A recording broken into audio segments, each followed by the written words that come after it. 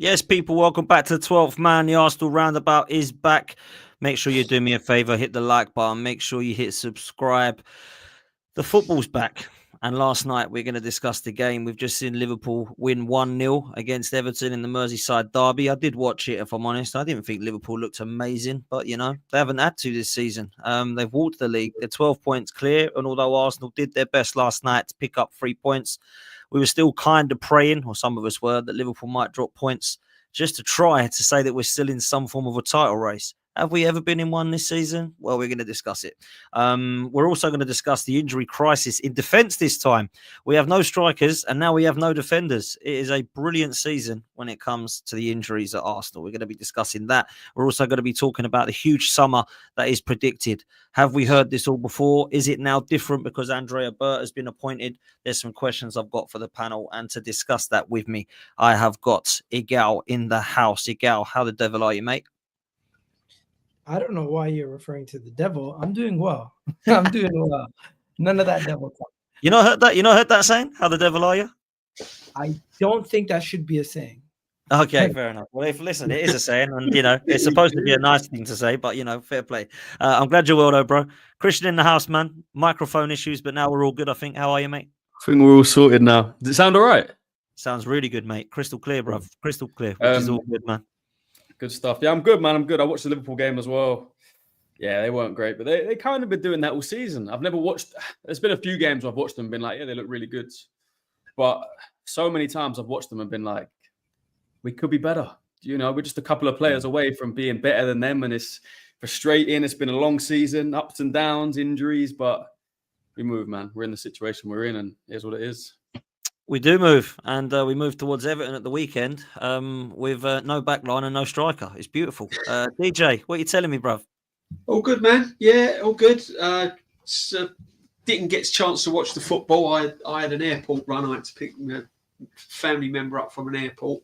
But I was listening to TalkSport and Liverpool and stuff. But yeah, all good. All good. Just been a bit like Christian, really. Just been a frustrating season.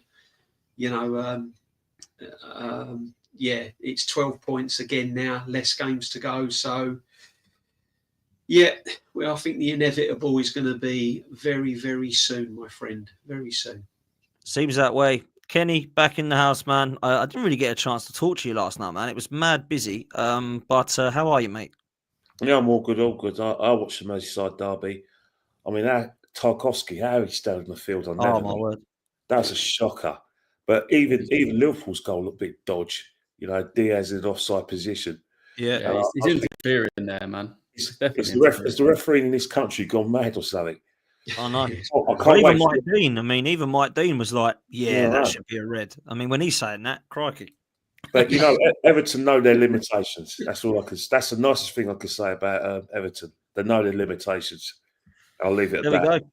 Well, Liverpool, let's be real, they didn't have to be good. Well, they didn't have to be good this season, did they? Let's be honest. I haven't looked at Liverpool overall and thought, my God, no one's catching them. They look exceptional. They haven't needed to be because no one else around them has been bothered to get anywhere near them. So it's embarrassing, if I'm honest. Igal, let me start with you.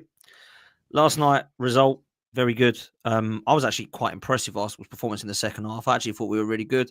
I think the positives from the game, personally, Martinelli, I thought he was back to his best, and I haven't seen that Martinelli for a long time, if I'm honest. Timber, I love him, mate. I think he should have come off because he got a knock, but he carried on playing him. But what a player. And I don't think we've spoken about him enough, really, in terms of him coming back from an ACL. But he looks like he's got a knock now. Thomas Partey, particularly in that first half, I thought was outstanding. One thing I would agree with Kenny Ken on is that he is a brilliant number 6, let me tell you that. I don't think Declan Rice, however, is suited in that position. Not that he was a shambles last night, but he certainly ain't my cup of tea when it comes to playing him as a Fabregas, that's for sure.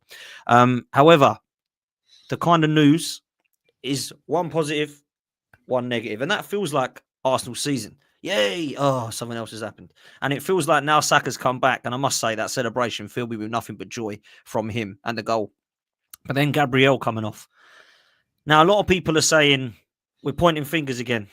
These injuries, 4 hamstring injuries is Arteta's fault. That's the statement that I've been seeing on social media. I know nothing always comes from social media, but let's be right, Igal. you do your best work on X or Twitter, or whatever it's called, right? So when you look at Twitter and social media, a lot of people are blaming Mikel Arteta. Lee Gunner is obviously blaming Mikel Arteta for the injuries to our hamstrings of 4 players now. And Gabriel's the next on the list. And it looks like Timber is added now to White, who's a doubt, Calafiori, who looks like he's injured again, and Tomiyasu, who, let's be real, hasn't played all season. And now it's a defensive injury crisis, Igal. Why? Why are we getting all these injuries, bruv? Okay, I'm not a doctor. I don't know exactly why we're getting all these injuries. One thing I will tell you, when you're thin in an area or a position and you're overplaying a bunch of players, then you're definitely going to eventually see wear and tear.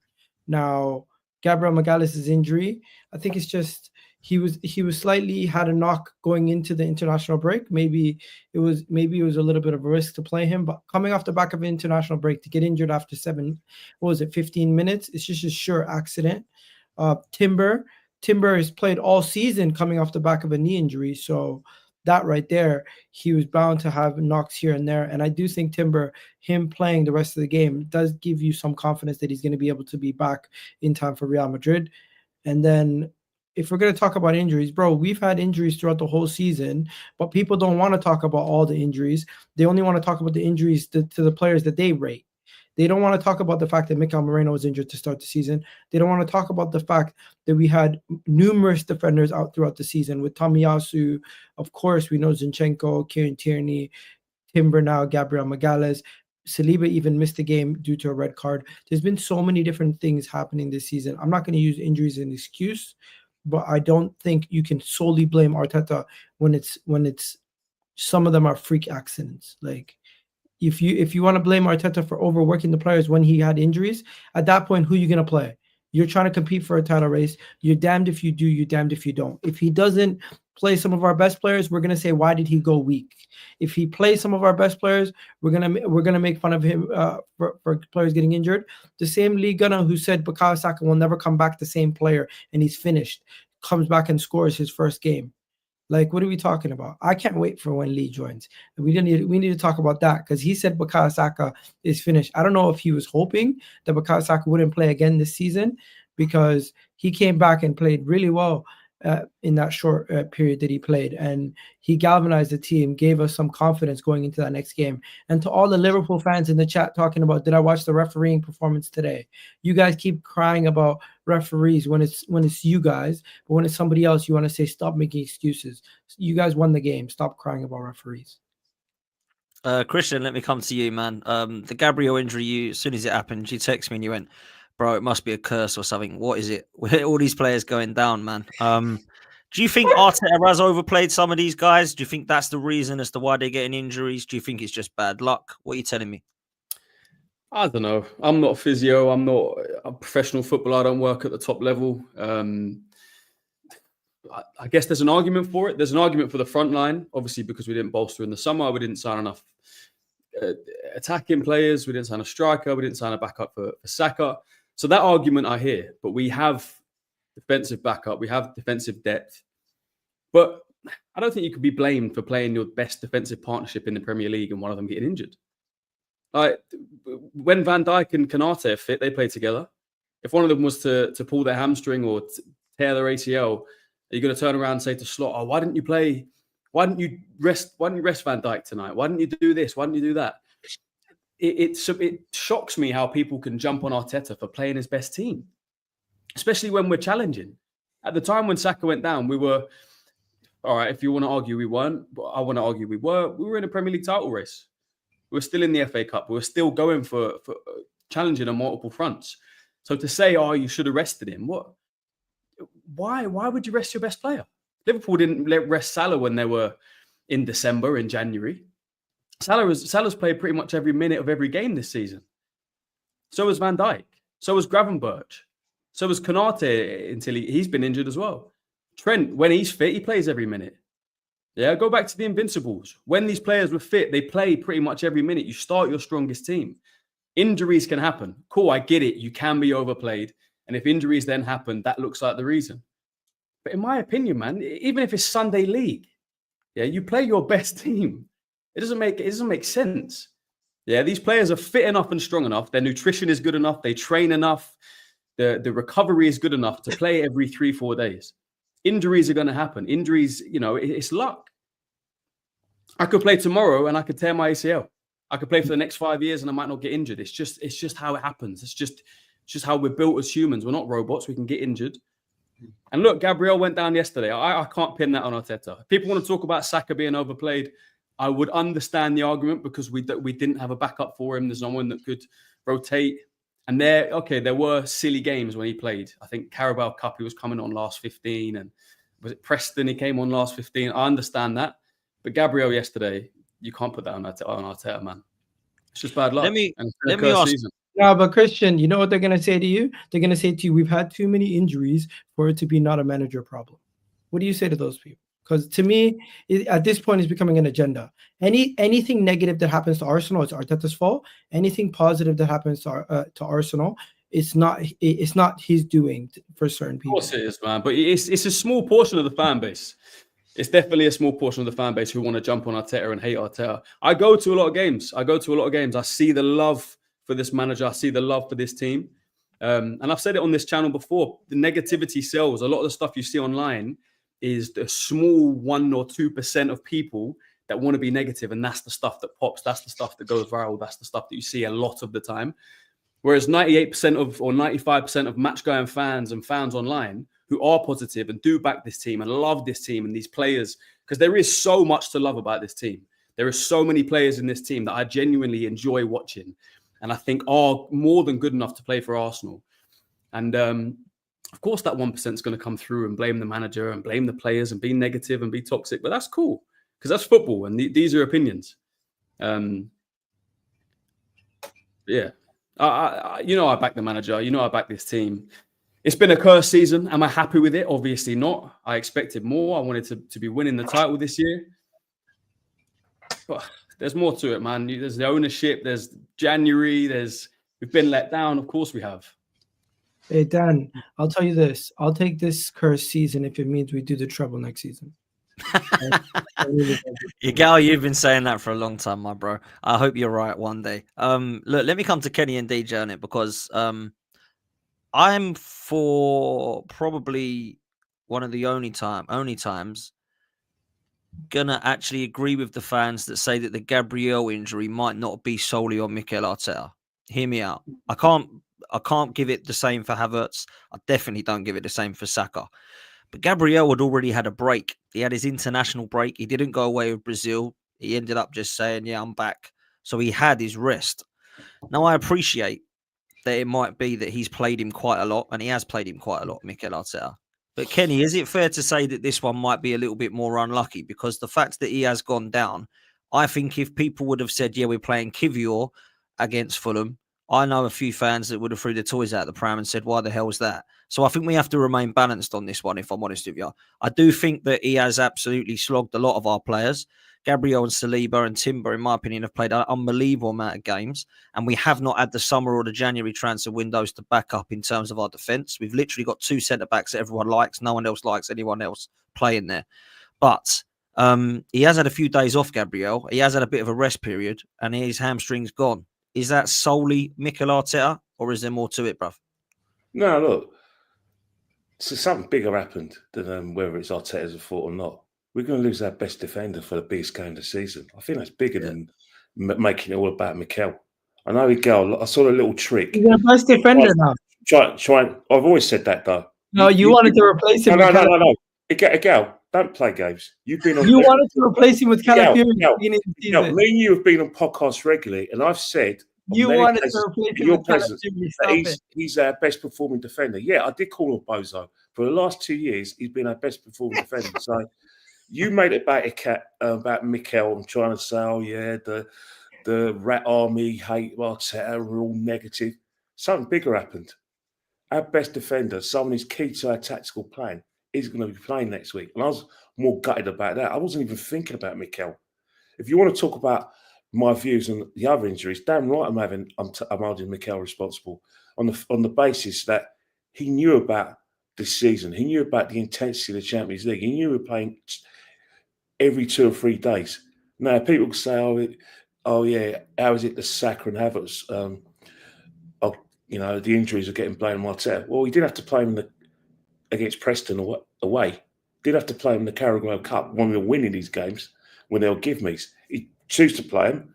That's his objective. However, when you've got the Champions League, where it's not the group stage, where it's all about arse protection, and basically if you're a top team, you're going to get at least second place and get in the last 16. This is a league stage where there was something every game. They were playing every 2 and 3 days. He was unable to negotiate that. And that's why we look at the Saka injury. We've always been saying he needs a rest, try and rotate him. Don't put too much pressure on him. He's been flogged for England. That was bound to happen. Havertz is another one. But in terms of the Gabriel one, I was just gutted. As soon as I saw him go down, I went, shit. And then Timber as well. I thought, oh, shit. Because I could just picture them against Madrid, against Madrid and the counter-attack. I thought, Jesus Christ, that's basically a tactical plan gone out the window.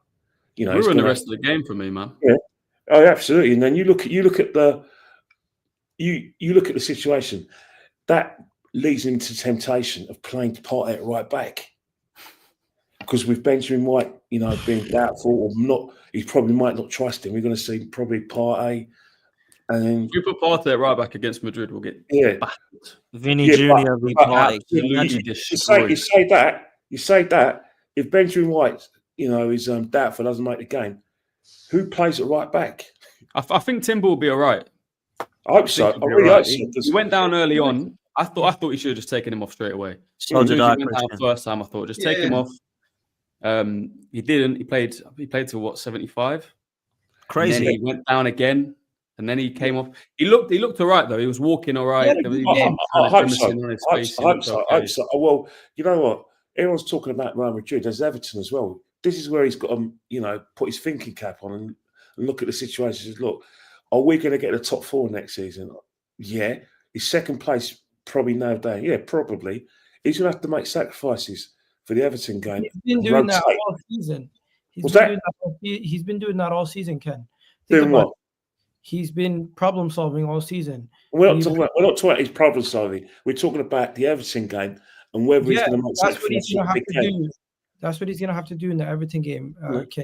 He's been problem solving with the left back situation. He found a solution at the end of the day with Lewis-Skelly. He's been problem solving in the midfield, and he ended up finding solutions while Martin Odegaard was out for a couple of those games. He's been problem solving with the striker situation. Mikel Moreno has more goals than all of our forwards, pretty much, except for Saka and Kai Havertz at this point. And he has a better goal return than some strikers that Manchester United, at Liverpool, at all these other clubs. And you know what? Fair play. Arteta has found a lot of solutions. But one thing I'm not going to do is I'm not going to sit here and say Arteta's to blame for injuries when you guys are mentioning playing players in the Preston game. Well, did they get injured in the Preston game? Or no, Igal, you're missing the point. Igal, let me finish. The main point is... it was my turn. You interrupted my turn. Wait, my turn. You get your turn. I'm not mistaken. Were we not having a group discussion? No. We are. One at a time. Go on, Kenny. Finish your point, then Miguel come in. I want to answer that point. The reason why I interrupted you this time is that I never once said that they got injured in the game. I was saying overplaying and overexertion, especially when you got playing these games of these intensity, is highly likely you're going to have injuries, because these weren't broken legs or impact injuries. These were muscular injuries. And muscular injuries, 9 out of 10 are caused by bad luck or overexertion. And I was saying that Mikel Arteta struggled to deal with the extra intensity of the games, and it struggled to deal with the games coming thick and fast. Now that's a fact, because at the end of the day, look how it's resulted. Now you may disagree. I never once said that these guys got injured when they played against Preston and then the Crystal Palace and the League Cup. I was saying these guys needed rest, and because at the end of the day, it's highly likely if you don't get rested, you keep on flogging the same horse, eventually something's going to happen. These are muscular injuries. They're not impact injuries. They're not injuries due to 2-footed tackles, or these are injuries down to overexertion. That's all I'm saying. I will say that we have also been told that he doesn't take the cup serious. And the same people who say he doesn't take the cup serious have asked for the likes of Bukayo Saka and these other players to be at least available on the bench in the case that we need a win and we need to secure a win. So I don't mind him bringing them on to secure a win. I don't mind them playing in these games.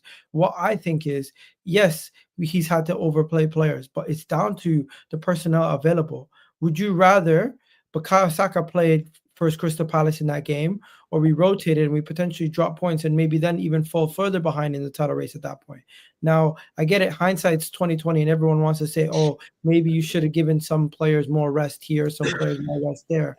But I really don't think it comes down to the management. I just think it was a freak injury, and the accumulation of injuries happen because it's a pecking order. Once you're down to 4 options in attack, and you start having less and less bodies, you're gonna start playing players more minutes.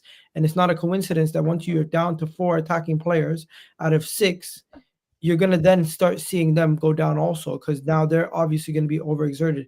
I don't think he had an option, really and truly. Who's he gonna play? Was he gonna throw in an academy kid out of nowhere? Was he gonna throw somebody else in? We're in a goddamn title race at that point. I don't blame Mikel Arteta for the injuries. I really do think I don't think you can fault him for somebody having those issues. If you want to say he could have done better managing issues throughout the season, I think he did his best that he could. And at this point, we were just hit with unfortunate injuries one after another, and it was accumulation of the attacking players going down one after another because of the pressure being put on the remaining attacking players. We've seen this at Liverpool. We've seen this at Man City. When you have great players going down, the rest of the players are going to be wear thin because they have to cover up and do more of the work. Jesus going down was the first thing that led to Havertz having to play more minutes and all these other guys having to play more minutes. And Raheem Sterling also was down. So whenever we couldn't rotate as much in the attacking third before he went down. And it was not a coincidence that we were starting to get some good form when those guys were all back. But as soon as Jesus went down and Saka went down, it was domino effect. I don't think you can blame Arteta for those injuries because, hey, Jesus isn't even a muscular injury, to be fair. Let me ask DJ this. DJ, you know what I'm going to say? I'm going back to the summer and the January transfer windows. We can blame injuries as much as we want on Arteta. We can blame injuries on players. But I think this summer transfer window in January has been the biggest letdown for a whole of our season. And I think injuries are included within that, bro, because he hasn't trusted the backup, or the backup isn't good enough, or a bit of both, mate. I think what it boils down to, Dan, and I've been watching streams all year, and I've been on streams all year, and we talk about injuries, we talk about red cards, who's to blame, who's not to blame. The point of the fact is when we had that summer window, the club should have strengthened in the right areas, knowing that you cannot go through any football season without suspensions and injuries. And we should have been ready for that. We should have had adequate cover for these positions. So let me go back to the Gabriel injury. I don't particularly blame Arteta for the Gabriel injury per se. However, I do blame him for the cover we have for Gabriel, and that's Kivior. His player, he bought him, not good enough for this team. Not going to be good enough to face Real Madrid in that position. Isn't that why it's not Calafiori though? So these are the players. Well, Calafiori's bought as a centre half, and I believe he's been playing him at left back. He could slot him in at centre half, but he's not really played there, has he? He's not really had a long period. Calafiori would have come on yesterday at left centre back. He's played there for Italy, but he hasn't really played there for Arsenal in a big game. Because Gabriel's been there. That's the reason. Yeah, exactly. So what I'm trying to say is he bought in, he buys players like Kivior as backup to Gabriel. Then he buys Calafiori and plays him at left back. So this is where I'm trying to allude to. What I'm trying to allude to is that you have to then build a squad when you finish runners up in a title race 2 years running. You've got to build a squad to cover all the bases and all the permutations that could happen during the season. And the club hasn't done that.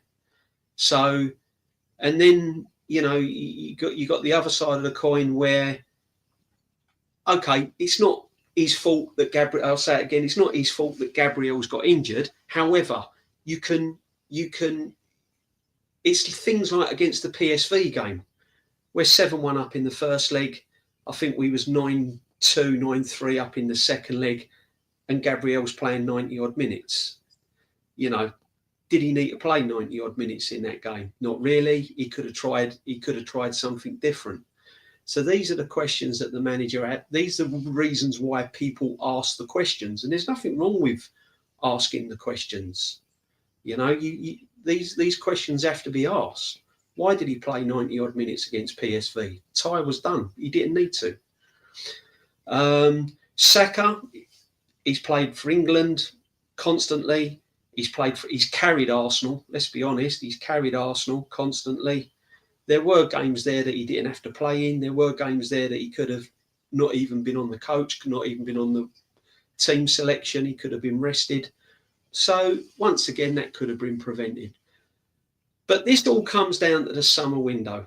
We just did not do the right thing. We didn't make the right signings. We did not make this team strong enough to compete on all fronts throughout the season.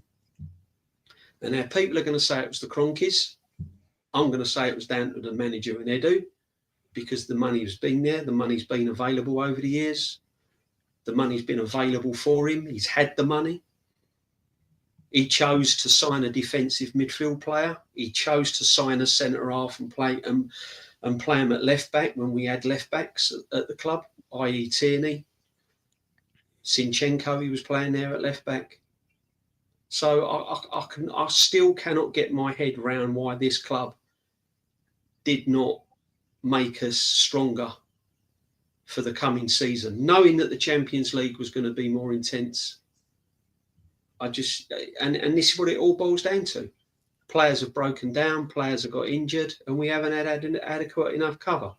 Now, Egal picked on a good point where players are overexerting themselves because they're covering for players that are not playing and being injured. And Egal has said earlier on in the game, like, oh, Saka wasn't going to be the player when he came back, and he goes and scores a goal. Let's face it, he comes on against Team Fulham. Let's see how he performs against Real Madrid, because if he hasn't got Timber at right back, he's going to be having to do a lot of work. Saka's going to be having to do a lot of cover, a lot of work. If we haven't got our proper defensive lineup, Saka's going to be pushed, and this is where we're going to see how fit and how ready he is. You can't judge him against a game like Fulham for the last part of the game. You're going to have to judge him when he starts a game and he's up and running. If the club believes that he's ready to come back, then okay, fair enough. He's ready to come back. Let's see how he goes. But yeah, I'll go back to it, Dan. We've been saying it all year. The summer window was just not good enough. And it weren't.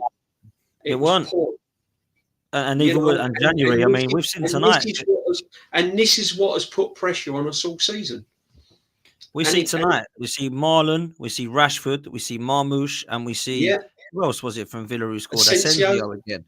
And like people were saying, there's no one available in January. We just wait till the summer. Available. Some of those players, let's be real, could have come in. 60 million for Marmoush. Asensio on loan would have been good. I didn't want Rashford, but he is obviously scoring. Marlon was doing things at Dortmund. So there was players out there, man. I think that was just... You know something, though? If we would have signed any of those players, entitled Arsenal fans would have said, no, he's not good enough. Why did we get him? Mate, do you know what that might be? Man. We just at that point we just needed a number. I remember when the transfer window started and we were linked to Rashford. Everyone said, "Fuck off." Egal, do you think though the squad in depth, the starting 11, and what we have to come off the bench to change a game?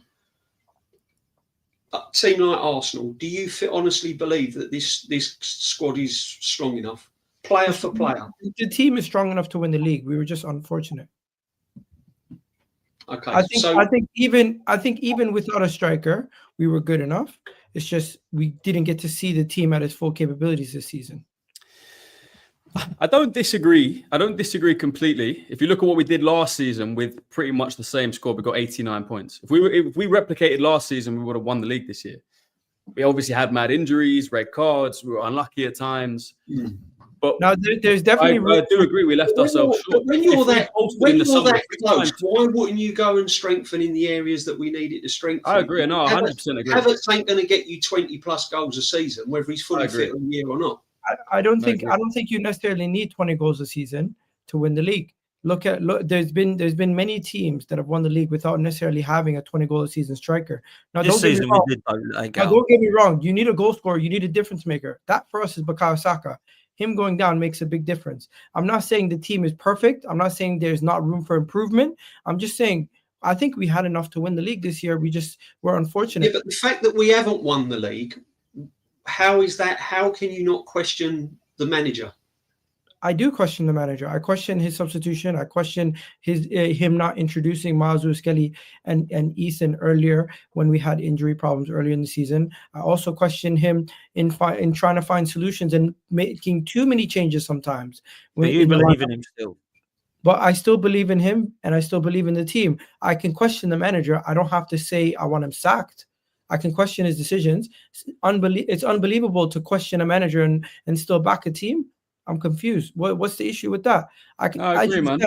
As you said, there's things to criticize about, but also there's a lot to praise. And I don't think we do enough balance. And I'm trying to be a little bit more balanced. People think I'm this one-sided person. Sometimes I have to come on the show and bring some balance to it because you guys are always to the left. No. It's fine. It's fine to bring balance, but it's like. You have to question some of the signings that have been made. You do have to question some of the players that we have in the squad. I personally don't think a lot of the players in our squad are good enough. I don't think you're I think there's players that show up now and again. I don't think there's players that give me 8, 9 out of 10 every game. I think Trossard is very much in and out. I think he's an off the bench type of player. I don't think he should start. I think Martinelli's not really had a good season apart from yesterday. We see him back to where he should be. I don't think Havertz is going to be the answer as our. I don't think Havertz was our answer to our striker. I don't think Calafiori is going to be the kind of standard of defender as Saliba and Gabriel going forward. If we lose one of them, I don't think he's going to be a suitable enough replacement. So, I honestly think that these players that are at the club have to be questioned. I don't think they're good enough. Why do we question the fact that a manager is able to get a team that you don't rate to this level? What level? What level is he at, Miguel? No, tell me what level he's at. No, I want to know because the managers that I've witnessed over the past at this football club has got us to a level where they've won trophies and doubles, invincible teams. So what level is he got us at then? No. There's two things, DJB. No, there's two things. There's competing. So what level is he at? This is what I'm trying to get. I was addressing the point where you're basically saying there's so many issues with the squad. I don't think you need to have a perfect squad where you have rotation in every single position and everything covered for you to win. Everything doesn't have to be perfect for us to win. Now, number one. Number two, I don't think the team has done a good enough job in addressing every single problem area. I don't disagree with you there. Number three, when it comes to the striker part, when it comes to attackers, a lot of the players, I don't disagree with you on those things. The one thing I disagree with you on is that there's so many issues that this team was never going to get over the line. And at the same time, demanding that this team do minimum what they did last year, which was, in my opinion, good enough to win the league this year. Okay, so but we never had these issues last season and we never got over the line. So what was the problem then? The difference between last year and this year, in my opinion, is very easy. Some of our best players were fit and available for the majority of the season, where this season they weren't. Forget about referees, forget about anything else. That was a big difference between this season and last season. Now, if you're gonna bring up other clubs, I don't want to do that. I'm simply No, talking no, about. no, no, no. I'm only interested. No, I'm just. I would just like your opinion in like because you said like we've had a lot of bad luck this season, and yeah, okay, you could probably call the red cards and the injuries bad luck, whatever. But what I'm saying is we hardly, we didn't have many problems last season, and we still won nothing. So what gives you the confidence that this manager, if we have everyone fit and we buy new players, he's going to get us over the line? Because he never last season. We was trophyless last season. I think the thing that keeps me going and gives me a lot of hope is that we have not addressed the attacking third. We've built from the back up. But why didn't he? Why didn't he? An intelligent manager. Why didn't he? No, but this is why.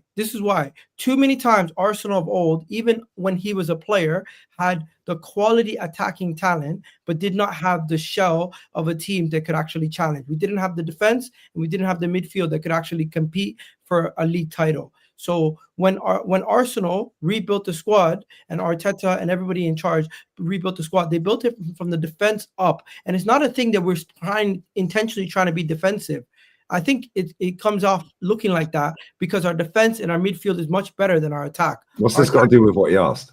But everything, you still didn't answer the question again. What I'm trying to say is every Arsenal fan at the end of the season and on their art, every Arsenal fan, whatever platform you're on, but you're never going to understand my point. Every Arsenal fan said all we need to do is go out and buy a banging striker. That's all we seem to be missing. Yeah. Why didn't this manager do that? I don't have the answer for that. You have to ask them.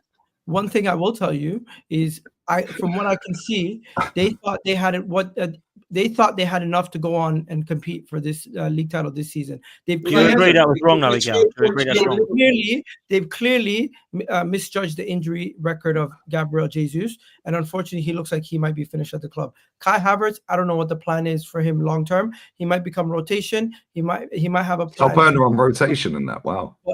Stop deflecting and going everywhere else. No, you said it could be rotation, and name me another club in the world that top earner is a bench player.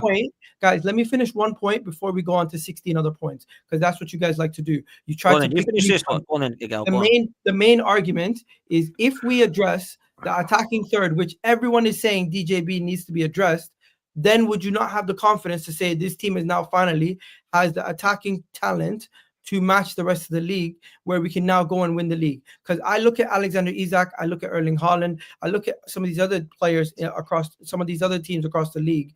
That is the difference between us getting the 6, 7, maybe 9 points needed to go and win the league. No, because I still think there's other areas we need to strengthen. I still think there's other areas we need to strengthen. No, I agree with DJB. Once we do that, would you agree? Say Berta has a brilliant summer, huge summer, war chest. We've heard all this before. Let's say it happens. We go, wow, oh my God. What happens then? If we don't win the league, will you then come out and go, right, okay, now we need somebody else? Or are you still going to back him and make up all his excuses? Well, he'll say that, and they'll change his mind and say context at the end of the season, Dan, like he did last year and this year. There's no more talks about this and that, excuses for the manager. If we address all the attacking areas, he's rebuilt the defense, he's rebuilt the midfield, he's rebuilt the attack. At that point, you will have excuses. Manager. Yeah, but right now we're not talking about that. You guys don't even want to get there. You guys just already want to cut the head of the snake. That in your but I remember the last stream you was on. You said, "How is it a rebuild?" And now you're saying they've got to rebuild this, they've got to rebuild that. It is not a rebuild if you're revamping your attack. A rebuild is rebuilding the whole team. We're not rebuilding the whole team. We're revamping the attack. Liverpool did not rebuild their whole team. They revamped their midfield. That's what they did. Okay. Let me ask this quick, because I want to come to Christian before I let Lee and Gal go, because I know Gal's got a couple of things he wants to say, and I know that some people are short for time tonight. But I want to ask Kenny and Christian this quickly. Against Everton now, and potentially against Real Madrid, but we've got to get past Everton first. What do we do at the back, Christian? Because we have got literally, looks like we've got nobody. A lot of people are saying just rest everyone, rest Saliba, just play whoever. Would you do that and then potentially throw that game and get them all fit for Real Madrid? Or do you have to play Saliba now because he's the only one we've got? Like, what do you say to this, bro? I don't play Timber. at all.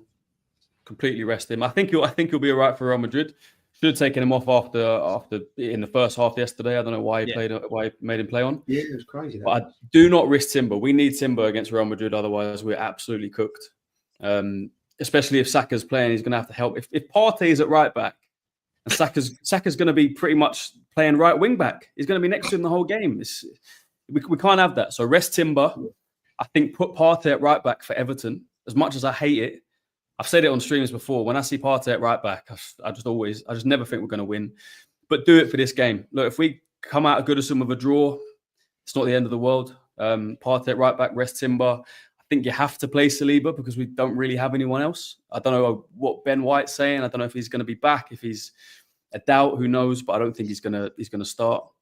So I think you've got to do Partey at right back, Saliba, Kivior, and Mars Lewis-Skelly. I wouldn't even be averse to resting Mars Lewis-Skelly and playing Zinchenko. Play Tierney.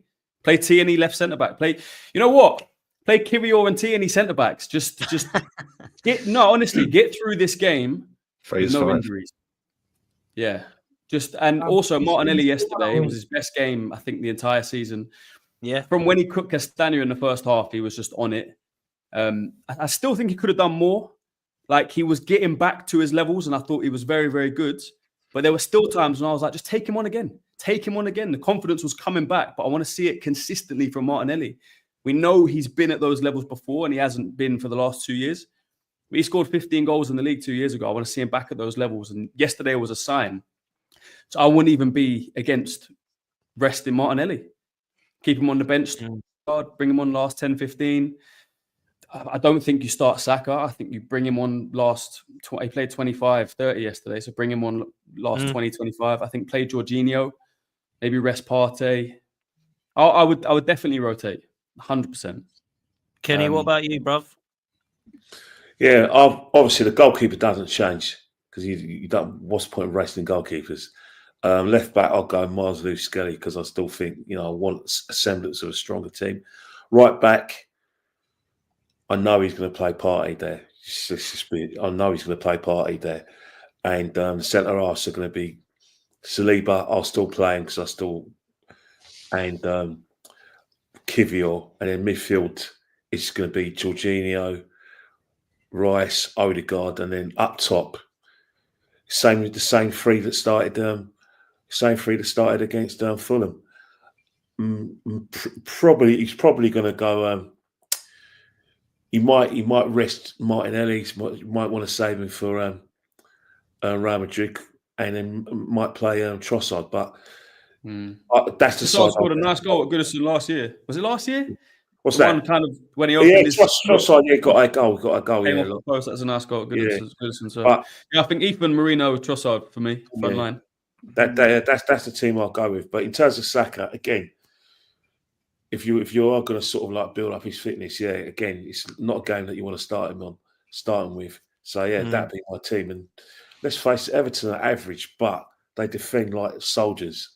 So you might need a pillow and maybe a book to read when you're watching that game on Saturday because we're hard to break down. Everton DJ said bring your pillows for the Emirates. We're going to have to bring them to Goodison as well. No, well, they were tonight. They were unbeaten in their last 9 Premier League games. Yeah. No, you're right, Chris. And Everton have been actually really good, to be fair.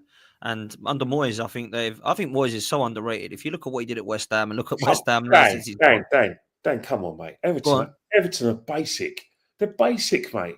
They've done better in the last 9 games tonight. Most of those have been draws.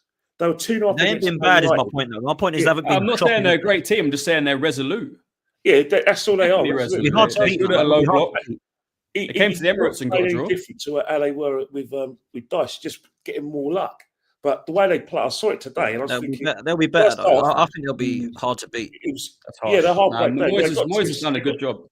What he's done with Njai, Beto has been a lot better. Don't get me wrong; they're not the greatest team, but they're hard to beat. Yeah, they're hard to beat. They're hard to beat. They have a really good defensive shape. I don't think we've got a lot of choices Saturday, to be honest. I don't think because of the squad depth. I don't think we've got too many choices, and this is. It's a mess. I don't think we've got. I mean, we could start Trossard, rest Martinelli. You know, I think the back four is going to have to pick it. The defence is going to pick itself if the injuries. I wouldn't play Timber, you know. Put it this way, I'd take a draw now if it meant no injuries. Go through to Real Madrid, no more injuries. Yeah. Point now. The league's done. So as long as The league's done. I'm to be honest, it's all about you. It's all about Madrid. It's nothing to do. I don't want to lose though, DJ, because it's about momentum as well. So I don't want to get that. You know what I mean? You don't want to lose, but I just don't think we've got many choices then to make. No, we ain't. I think the team's going to pick itself. You guys are looking too far ahead to Madrid. Everton's going to then beat us, and I mean, on the ground. You have to have some respect for your next opponent. Stop thinking. Yeah, I mean, one of the changes we could make is rest Rice and play Jorginho. I mean, that's another option, you know. Or, you know, start to great options, aren't they? Let's be real. This is exactly, but Dan, this is what I've been saying. Look at the players we're saying we replace players with. This is where our squad's got to. This is what I'm trying to say. 5 years of this manager and all this money that has been spent, I'm talking about bringing on Jorginho instead of Rice. Party at right back. Come on, guys, where are we? And you're 5 years, and we're talking Jorginho instead of Rice. Party right back. Kivior for Gabriel. Marino up front. Marino as our main. Hold on. I got to defend my team a sec here. Whoa. One sec. You just know the players that you just mentioned. Yeah, Mikel Marino. Yeah, won the Euros with Spain. Yeah, in the summer. Right. Came on in the semi-final. Yeah, scored a winner. Yeah. Came on for Spain the other day. Scored an equaliser. This is an international player. That's played in La Liga for years. A top respected international player that's gone up front. He's not a top respected international player. He's a squad player at best for Spain. I watch him every time they play. And I've watched La Liga for nearly 40 years. Which he is. I've watched La Liga for nearly 40 years. I've watched it longer than the English league. No, but what I'm trying to say, but Christian. Hold on, one sec. Kivior, who you've been slating, is our third choice left centre back, who's a Poland international. For me, Kivior is good enough. Do you know how easy it is to be a Polish international? Do you know how easy it is to be any international at this level? Kivior came in last season and played left back in a long run of games when we were battering teams away 5-0, 6-0. How did he do against Porto, against Conceição? Consistently high level. Jorginho, Champions League winner, Euros winner. Yeah, this is a top international player. This ain't a poor player. Okay, that was at Chelsea. That was at Chelsea. If you think after all the money this club has spent, that's the best we can do. That's fine. I don't think it's the best we can do. But those three players. No, that's fine. No, honestly, if you think Jorginho is good enough, and you think Kivior is good enough, then that's fine. Kivior is good enough to be a third choice left centre back. I've seen better players at Arsenal than them. Yeah, but you're saying they're the best players at Arsenal. I can go back years and name better players than them. Pascal Seagun was better than Kivior. You guys are hilarious. Mustafi is better than Kivior. What you do is you name third and fourth choice players and then say the team is not good enough. But why you're naming third and fourth choice players, Gal? You name the third and manager signed these third. Yeah, Gal, that's the fixed bench that you guys keep telling us is fixed. 1 second. Liverpool are about to win the league. If you name their third and first choice players in the same position, I bet you it's not any better quality. So okay, is Endo better than Mikel Marino in midfield? Endo's not played better than Mikel Marino this season. No. Really, Liverpool fans educate him. You can't educate yourself, Lee. Why are you talking shit? Educate yourself. Agal, respectfully, respectfully. Right. Number one, we know you don't watch these other leagues anyway. Did you watch Liverpool? And how many games did Endo play this season to even say he's been better than Mikel Marino? Bro, he's better in midfield than Mikel Marino. Forget what he's done in scoring the goals here and there up front. They're two different players. No, they're both midfielders. And for me, a midfielder's a midfielder. If you're and one's more what's Endo then? Left 8. Endo's a defensive midfielder. So what's Mikel Marino then? Because I've watched him for years in Spain. What is he? Who's a better player, Endo or Jorginho? What about Kwanzaa and better player, Jorginho? However, that version of Jorginho.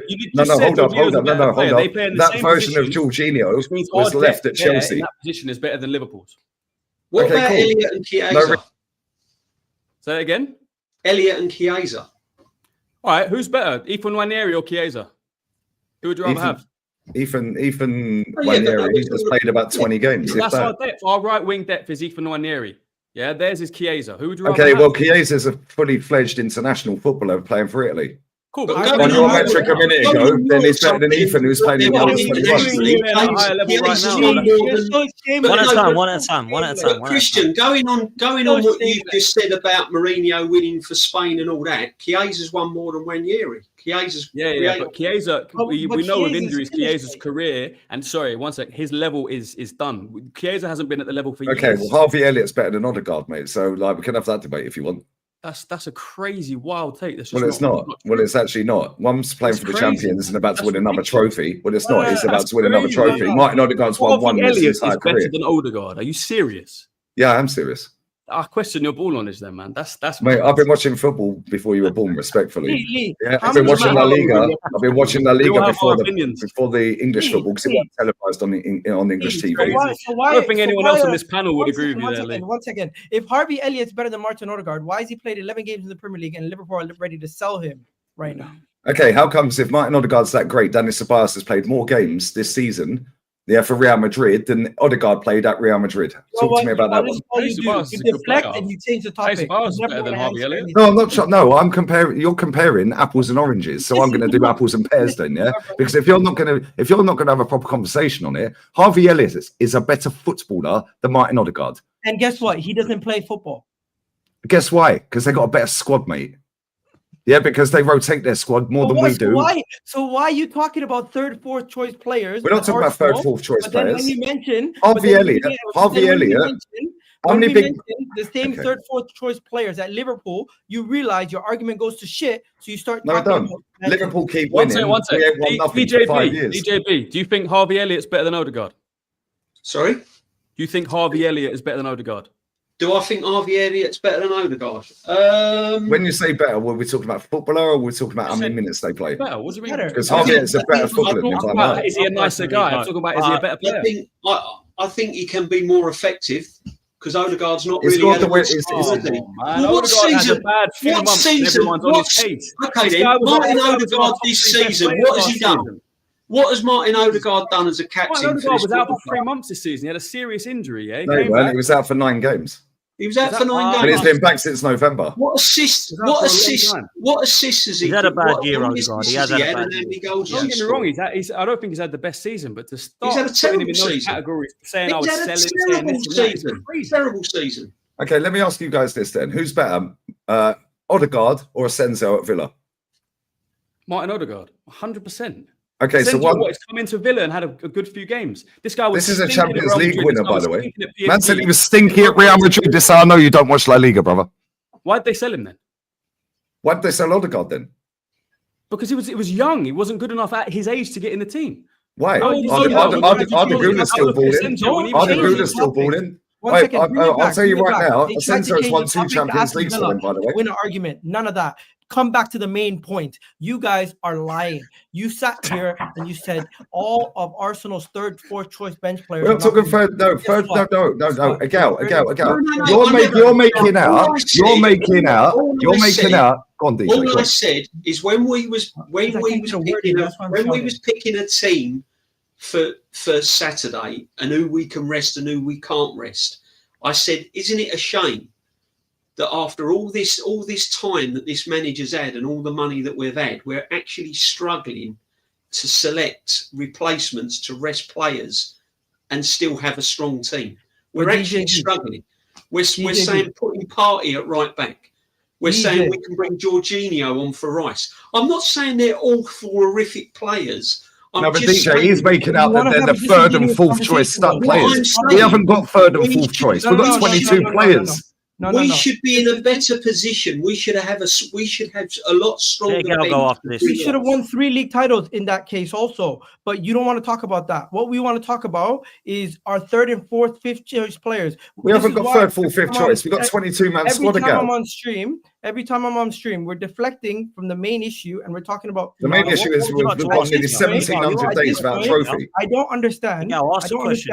Why we are talking about Kivior, we're talking about Zinchenko, we're talking about all these other players. My main point about bringing up Liverpool was when you look at your team that wins you the league, Yes, you need your main 11, and then you need another 5, 6, 7 quality players that can fill So in that's 19, on occasion. 18, 19 On players occasion. then, yeah? They don't 18 all have players. to be of the same caliber or the same Okay. level. So Let's that's be 18 honest players here. then. If it's You 7 guys extras, mentioned- you answer guys the question, is it mentioned 7 Endo. players? That's 18 players in Lee, total, if right? you keep talking, no one's going to hear shit.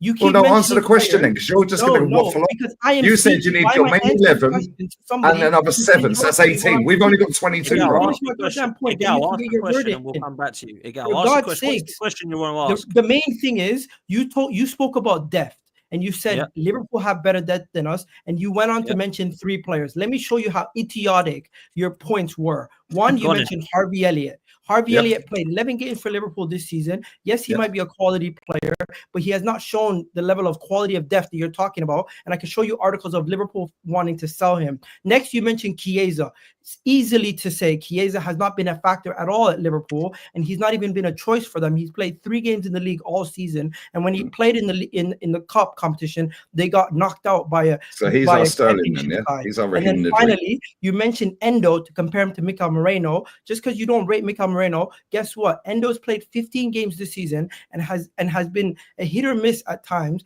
Overall, I would say he's a 5 or a 6 out of 10 on occasions whenever I've watched him. But Wow. overall, How many times their you watched him? quality of depth is no superior to our quality of depth. It's So just how we won the league fans, then? as Arsenal fans, you're quick to judge your own players and you're quick to say they're not good enough, but you don't need a 11 and a second 11 of world-class talent. You just need enough quality in the team where you can see out some of these poor results. And for majority of last season, we were doing that because our main players were fit and available. If Liverpool had the same injuries we've had this season to the likes of Mo Salah and Van Dijk, best believe you would not be sitting here and saying Chiesa and these guys are good enough to Again, win the league. they had Mo Salah out for 7 weeks after the AFCON last This season. season? Still, This no, season? hold on. This No, because season? no. No. You've just said if they had the level of injuries that we've had this season, Yeah. and you mentioned Mo. Let me land my point. point. Come on, let me land my point. Yeah. No, because You you're mentioned talking about 5 years ago. No, I'm talking last about last season. No, I'm talking about last season when he came back from the AFCON, which he missed games, by the way, because he was at the AFCON. He then comes back from the AFCON where he got injured and was out for 7 weeks. Who was leading the Premier League right near the end? Oh, it was Liverpool, and then they fell apart, which you laughed at them on your TikTok account, your Twitter account, and YouTube. Ha, ha, ha, they've bottled it, right? So cool. They bottled it. Whatever. If you want to say they bottled it, they were leading the league on game week 30 or whatever and fell apart last 8 games or game week 29 or whatever. Why do you care? You never care about anybody who doesn't win the league. Why do you all of a sudden care about Liverpool? Because you're sitting. Can I finish my point? Because you never let me finish my point. You keep interrupting me talking about bullshit. So let me interrupt you and talk about bullshit. In a nutshell, Salah missed 12 games and they won 10 games, Liverpool. That's what happened. Yeah, he missed 12 games last season and Liverpool won 10. Dan landed my point My for me. point was never about Salah. Because I know you don't have long you ago. guys being disingenuous about the squad depth. Okay, Dan, let me ask him this. Just very simple, lads. Yeah, really very quickly, simple. Really very simple. Yeah, right. Raya, keep or sell. Just say keep or sell, girl. Raya, keep or sell. Neto's obviously gone. We know that he's gone. Yeah, right. Saliba, keep or sell. Well, that's stupid. We're keeping him. Tierney's obviously gone. Yep. Yes, that's 2 that are gone. Yeah, yeah. Ben White, keep or sell. Keep. Right. Gabriel, keep or sell. Obviously, keep. Okay. Timber, keep or sell. Keep. Kivior, keep or sell. I don't think we're going to sell him. I'm keeping him. No. Would you keep him? It's not whether you think we're going to sell him. Would you I keep would him? Sell him? Yeah. You'd sell him. So that's 3, right? Zinchenko, keep or sell. I would sell him. That's 4. Tomiyasu, keep or sell. He never plays. I don't. Nobody cares. Keep or sell. I would sell him. So that's 5. Calafiori, keep or sell. I haven't seen enough of him. I'm keeping him. Okay. Thomas Partey is obviously out of contract, so we're assuming he's going as well. Right? Yep. So that's 6. Martin Odegaard, well, you're going to keep him. Jorginho's out of contract, so that's now 7. Yeah. Mikel Merino, we know you're going to keep him. Yeah. Rice, we're keeping him. Saka, we're keeping him. Gabby Jesus, keep or sell. He's injured. He's going to stay. Nobody cares if he's injured, keep or sell. No, he's injured. He's going to stay until the next year. No. Would you keep him or would you sell him? Keep. You're going to have to keep him until next year. Okay, cool. Martinelli we're keeping, right? Yeah. Trossard? Sell. Trossard, sell. So that's 9. 29? Keep. And Sterling's going. Yeah. Sterling's going. So that's 10 players out of our 22-man squad. Yeah, Ethan we're obviously keeping. It's 23-man squad. Skelly, 24-man squad. Yeah, 10 out of 24 are either out of contract or you'd sell them, mate. And you're telling us that ain't a rebuild. Are you crazy? It's not. Because how many 10 of the 24 you'd get rid of they're going. Listen to what I said. Oh, Only one starter was named out of that 10 players. So we need a bench then. Guess what? How many players are left? We're gonna go and how many players are left? 14. We're gonna go and get a 1 second before everyone starts going crazy. 14. We've got a 24-man squad. That's Skelly and Ethan in there. It's not a rebuild when you still have the main core of your team. The main core of Arsenal's team is going to be David Raya, the 2 center backs, the fullbacks that we have. We have so many quality fullbacks. Our defense is not even getting touched. We might add a backup keeper and a backup defender to the defense. The midfield, we're probably going to add 1 quality midfielder into that midfield, and then the attack, we're going to add 2 more quality players. Really and truly, we need 4 players to go. You're not bringing in. We need a goalkeeper as well, by the way. A rebuild is over many different windows, addressing many different key areas of the pitch. We need a goalkeeper. You agree we need a goalkeeper to back up Raya, right? Because Neto's gone. A backup keeper. We need a backup centre back, right? Backup left back / centre back / Okay, because we need another left back, of course we do. So there's 2. We need another midfielder because Partey and Jorginho are going. Yeah. So 1 or 2? 1 midfielder, 2 midfielder. I think 1 for now. Okay, so that's 3. We need a striker. That's 4. And a left winger. And a left winger. So you're telling me that we need 5 players. We have got a current squad of 24. The ones that are out of contract and or that you said you would sell, you named 10, and that was without Gabby Jesus because obviously he's injured till December, yeah? Right? So that would have been 11 otherwise. 24. Again, let me finish and I'll shut up, right? Out of the 24-man squad, 10, and 2 of them, by the way, are Ethan and Skelly, right? That are not even listed on the main squad on the Arsenal website because they've just come through the academy, right? So it's a 22-man squad on there, yeah? Out of the 24-man squad, out of contract this summer, and or you'd been, is 10 of them. So we've got 14 players left, mate. Are you not seeing this? You sell, that means you've got 19. That's still not a rebuild. How many starters did I change? A rebuild for me is different to what you think a rebuild is. I'm saying it's a revamp. It's not a rebuild. When you're rebuilding something, you're ripping it out, starting again. This is not a rebuild. Liverpool did not do a rebuild. They still had the core of their league-winning side with Mo Salah, Trent, Van Dijk, and what do you call it, Alisson. They still had their creativity, their solid defender, and their main goal-scoring outlet. Yes, they rebuilt their attack. Yes, they rebuilt their midfield, but they did not rebuild the whole team. They revamped 2 key areas of the pitch. As for Arsenal, we've already built the midfield. We've already built the defense. We're going to add to our attack. And I do think that is the final piece of the puzzle. And you guys complaining about 10 players going out, some of those players you say is not even good enough, or they should be leaving in the first place. Let me ask you, Gabriel, one more thing. You don't have long. You also said Bukayo Saka is never going to come back as the same player in the last video. I have it right here. He'll never be the same player again. Play it, man. You can play it. I know what I said. Me, Kenny, and DJ have all said that on the stream the other day. He'll never be the same player ever again. Let's hear it again. Yeah, Star Boy has now got his hamstring hanging on by a thread. That guy will never be the same player ever again, by the way. So I hope you're all ready for that. I hope you're ready for to take that back, because already one game he looks like just as good as before. And well done. I'll see you in 12 months. Hopefully he can continue and keep it going. Because if anything, he's the one of the guys who's going to galvanize this team, who's going to keep us pushing forward. Fantastic. So I don't want to see you sitting this time next year crying that he was out after the season injured. If anything you ever want to be wrong about, is that take right there. Oh, 100% I want to be wrong. 100 ago. Yeah, I was on my watch along yesterday, yeah, right? And I was fuming he came on. However, I was so gassed he scored, because you could see how fucking happy he was that he scored, bruv. Yeah, and that made me happy that he was happy that he scored. Yeah, people don't see this crap because they don't clip that crap, innit? Yeah. However, I've watched a lot of football for nearly 4 decades. DJB's been watching a lot longer, Kenny a bit longer as well. Yeah, we have seen multiple players in our lifetimes do injuries like that, get put back in the team, and yeah, cool. He was running on pure adrenaline yesterday. Yeah, then you saying, oh, maybe not start him and maybe not do this against Everton, rest him, blah, blah, blah, and then Real Madrid. Cool, whatever. Fantastic. At the same time, let's see next season because he's on adrenaline right now. He's pumped with adrenaline right now. We've seen Reece James, Michael Owen. Yeah, Reece James never been the same player again. You're on mute, mate. We've also seen Dembele and Elise. Dembele is currently having a Ballon d'Or season. No, Elise he's not. is having his best season. He's having a good purple patch. They do say that hamstring recovery is different these days. If you're talking about like 20 years ago, Michael Owen, these kind of players, hamstring recovery was not the same. They didn't have the operation, did they, back then, Christian? Do you know what I mean? So yeah, according to a lot of people, a lot of experts now, because hamstrings regenerate themselves, and the way they do it now, apparently, I've heard that hamstrings come back stronger. Knees are never the same. You never come back as strong from a knee operation like ACL.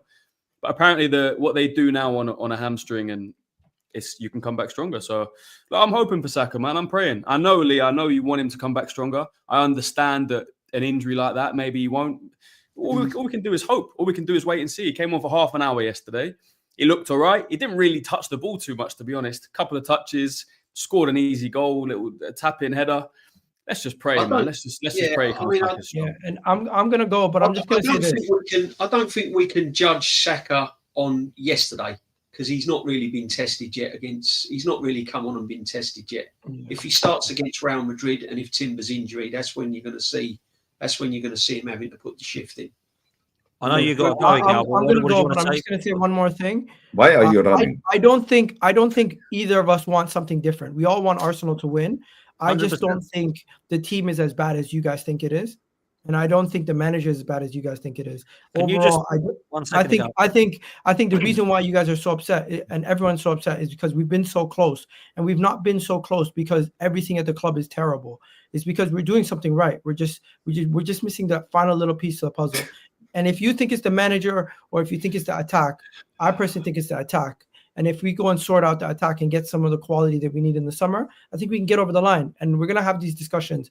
But please don't come here and say everything on the bench is terrible. And then when you compare it to other teams, we don't need to say that the bench is terrible. The fact that Raheem Sterling played 260 minutes of football before Saka got injured tells you he don't rate Sterling. The fact that Fabio Vieira last season never got a game, Smith Rowe and all these man, and he was looking, who can I bring on? Yeah, he didn't want to bring any of them on. We don't need to say it. The manager's saying it. Because the manager's playing the players. And very quickly before you go, because I know Kenny's been waiting patiently because he's too polite. Very quickly, right?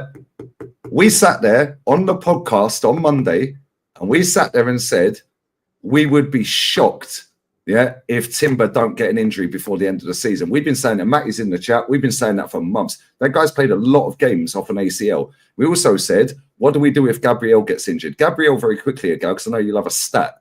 Yeah, we beat PSV 7-1. He played the whole 90. Yeah, the return game, he played the whole 90. Why? Where's Kivior? Where's Kivior, bruv? Yeah, why didn't he play? Yeah, Man City, we were 5-1. Yeah, he played the whole 90. Hold on. He played the whole 90. Did he get injured in that game? Who, Kivior? No. Why mention something irrelevant? If he it's not irrelevant because now he's done his hamstring. He played the whole 90 minutes versus PSV when we're winning 7-1. He rotated out other players, probably. Okay, no. But who is our best player? Who is our? In fact, let me rephrase that. Who is our best defender right now, currently this season? This season has been Gabriel. Thank you. So when you're 7-1 up, going into a home leg against the same club you've pammed 7-1, why did you start him and play him for 90 minutes? I don't know. Ask Arteta. That's a good question. Yeah, I'm looking at the players that got subbed in, and I'm looking at Gabriel. Google it. Gabriel Magalhaes played the whole 90, 2-2. I'm looking at the we players. We were 4-1 up against PSV away after about 50 minutes or whatever. He continued for another 40 and played the whole game. Man City, we walloped them. He played the whole game. I could do this for every game this season, by the way. When we're walloping teams, why has he played the whole 90? We all agree for me, is our most important player because he's an attacking threat at the other end as well. So when the Invincibles were walloping teams, did Arsene Wenger take off Sol Campbell? Yeah. No, I'll tell you what. Yeah, I'll tell you say it right now. Pascal Segan, is an Invincible. He played 18 games that season. Okay, 1 second. Google First it. things Google first, it. In that game versus PSV, if I'm not mistaken, it's the first leg. He took off Timber, who had a yellow card, Lewis-Skelly, who had a yellow card, and Thomas Partey, who had a yellow card. And then the other two substitutions was Ethan, who's a youngster who needs to be rotated and manage his minutes so he doesn't get injured. And then he took out Mikel Moreno, who was the forward, and he was playing out of position. So in all due respect, bro, not every single game can you look back and say, oh, he should have maybe took out these players. When you've got Kivior on the bench and you've won the first leg 7-1 ago, why are you playing? Evidence, I can show you the actual evidence right here. You've won 7-1. Why are you playing your most important player? It's a logical reason in a Champions League knockout stage to take out 3 players who have a yellow card and to take out a youngster who's playing in. I agree, but that still means you've got one more sub, right? And to rotate out Mikel Moreno to see out the game. I think that's a fair reason to substitute those players. If you want to tell me what game was that? What game was Agal? Answer the question. Agal, I'm not arguing against you, or I'm not against you, Agal. What game was this? This was the PSV game you're talking about. Which one? The 7-1 or the 2-2? 7-1. Right. Okay. And we were 4-1 up on 47 minutes. So at that point, your most important player, 47 minutes, we're 4-1 up away. Yeah. There's no way you're losing, right? That game. Right. So at that point, you take off your most important defender, who is also an attacking threat. Yeah. 47 minutes in. Yeah. You take off Gabriel Magalhaes and bring on Kivior. What about the fact that Lewis-Skelly? I see at half time today. Yeah. Simeone do a treble sub. What about the fact that Lewis-Skelly almost got sent off and he was already on a yellow? What about the fact that was one sub? We still had another 4 subs. He's already on a yellow. Lee, there is reasons why managers do substitutions, and it's not always just to preserve your best players. And that's the reason Gabby's got an injury now. It's what's best for the team. That's the reason Gabby's got an injury now, and he's probably done for 6 weeks. Gabriel Magalhaes' injury is not due to him not getting subbed off. Okay, forget that game then. The return. Okay, Agal. Forget that game then, if you want to forget that one. That was over 28 days ago. Okay, fantastic. So on that premise then, why did he play the whole 90 in the fucking return fixture when we're winning 7-1 on Ag, mate? Said earlier. That's still nothing to do with his injury yesterday. Yes, it is, because he played 90 minutes. He didn't need to play. He went to have 2 games for Brazil. Yeah, he played 1. He was suspended for the second one. He had a whole week's rest. Yeah, then he trained. Well, he didn't, because he was flying all around the world. I watched the games. He was flying all around the world. He was playing fucking in the middle of nowhere on the first game. I watched it. I did watch it on the road. He was suspended. He could have had another 90 minutes in his legs and then still played yesterday. He played one of the 2 games for Brazil. I watched him. Luck. Yeah? It's luck. When you're running and you pull your hamstring, it's not because you're overplayed. But Arsenal have had more hamstring injuries this season than any other club, and that's just bad luck. Okay. Of course it is. This guy doesn't have an injury record. This guy could play 4 seasons in a row, 10 seasons in a row, play every single game and not get injured. Yeah? Oh, look at Jack Wilshere. Did he get injured because he was overplayed? No, because he liked to fucking party, mate. That's why. So you're saying every single injury-prone player is because they're overplayed? Okay, one second. No, but you have to manage players, Christian. Yeah, Xavi, Iniesta, Messi, they played every single game in that Barcelona second leg, team. Every single game, week in, week out. They never got injured. Yeah, were they overplayed? In the second game, did Saliba and Gabriel both start? Well, in the second game? Yeah, versus PSV. Since you want to mention that. No, I think Saliba didn't start, no. Okay, so then why would you rotate both your centre-backs? Because you're 7-1 up, mate, at home. Regardless, you want to. You're 7-1 up, brother. Regardless, you want to at least steady the. Surely you want to make sure that Kivio's got a bit of blood like flying through his legs, fucking getting up to match speed again in case he's called on. Do you not realize what you're asking? You're asking for a back line of Ben White, Kivior, Lewis-Skelly, and somebody else when we already have Kieran Tierney, Raheem Sterling, and Mikel Moreno as the front 3. Have some decency and understand. You're 7-1 up. You can't fuck up your whole front 3 and then. So you're telling me we're going to lose 7-0 and get knocked out? Bro, have some respect for your opponents. If you put out a weak team and lose, who cares? We're through. We're through. Still not good, is it? In terms of building momentum for the season. Nobody cares. 7-1 up. It doesn't matter. He's basically saying put out a pub team. Yeah, we're through. Can't do that, man. Have some respect. You might say that. Lee Gunner might say that, but no manager, no Champions League, no Premier League manager would ever do that. No Premier League, Champions League manager would ever do that. Back line, but regardless, you need to have some consistency in your back line. If Raya's going to be there and Gabriel's going to be there, it gives some consistency. If Saliba's going to be there, fair. But if both of them are going to be out, plus you're going to have two shit players that are not even attackers anymore. When Liverpool played PSV, sorry to cut in, when Liverpool played PSV and lost 3-2, can you send me their starting 11? Because they'd already qualified. No, it's not relevant. Okay, well, we're 7-1 up at home, mate. What's the difference? We're 7-1 up at home. They've already qualified. What's the difference? Same thing, right? They already qualified top of the group. So can you tell me their starting 11, please?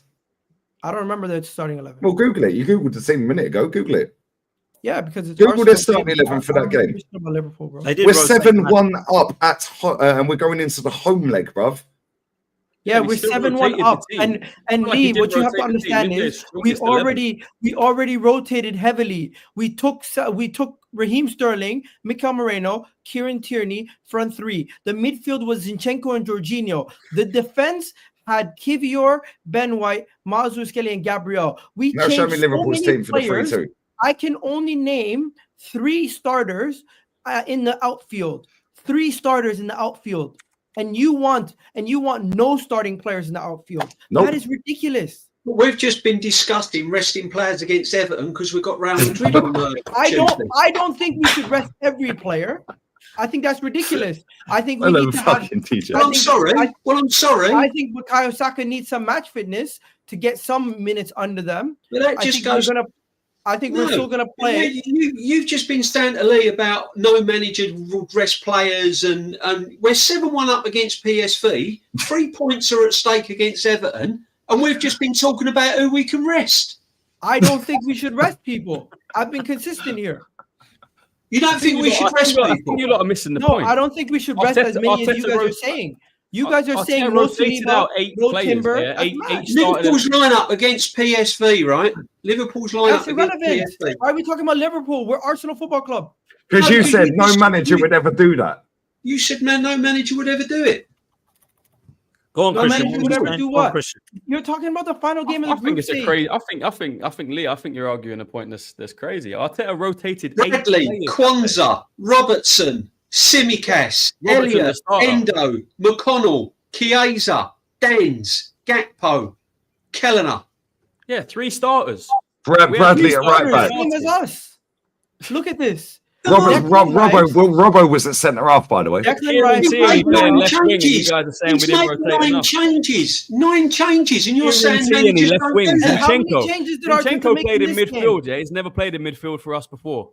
Kieran Tierney started left wing. Raheem Sterling. Salah weren't in the squad.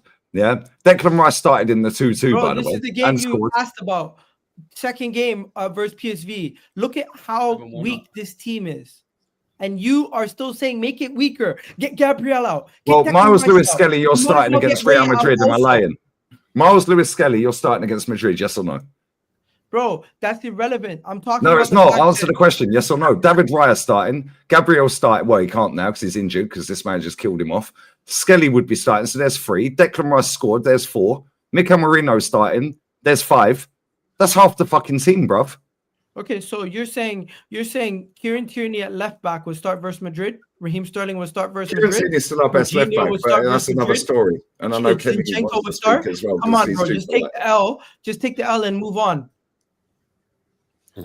Just take the L and move on, bro. Declan Rice, Skelly, yeah, Gabriel, Raya, yeah, Marino. They all start for us every week. They don't start for us every week. They start because of necessity. The fact that Mikel Moreno is now a starting striker for you guys, give some respect to Mikel Arteta for finding a solution out of nowhere.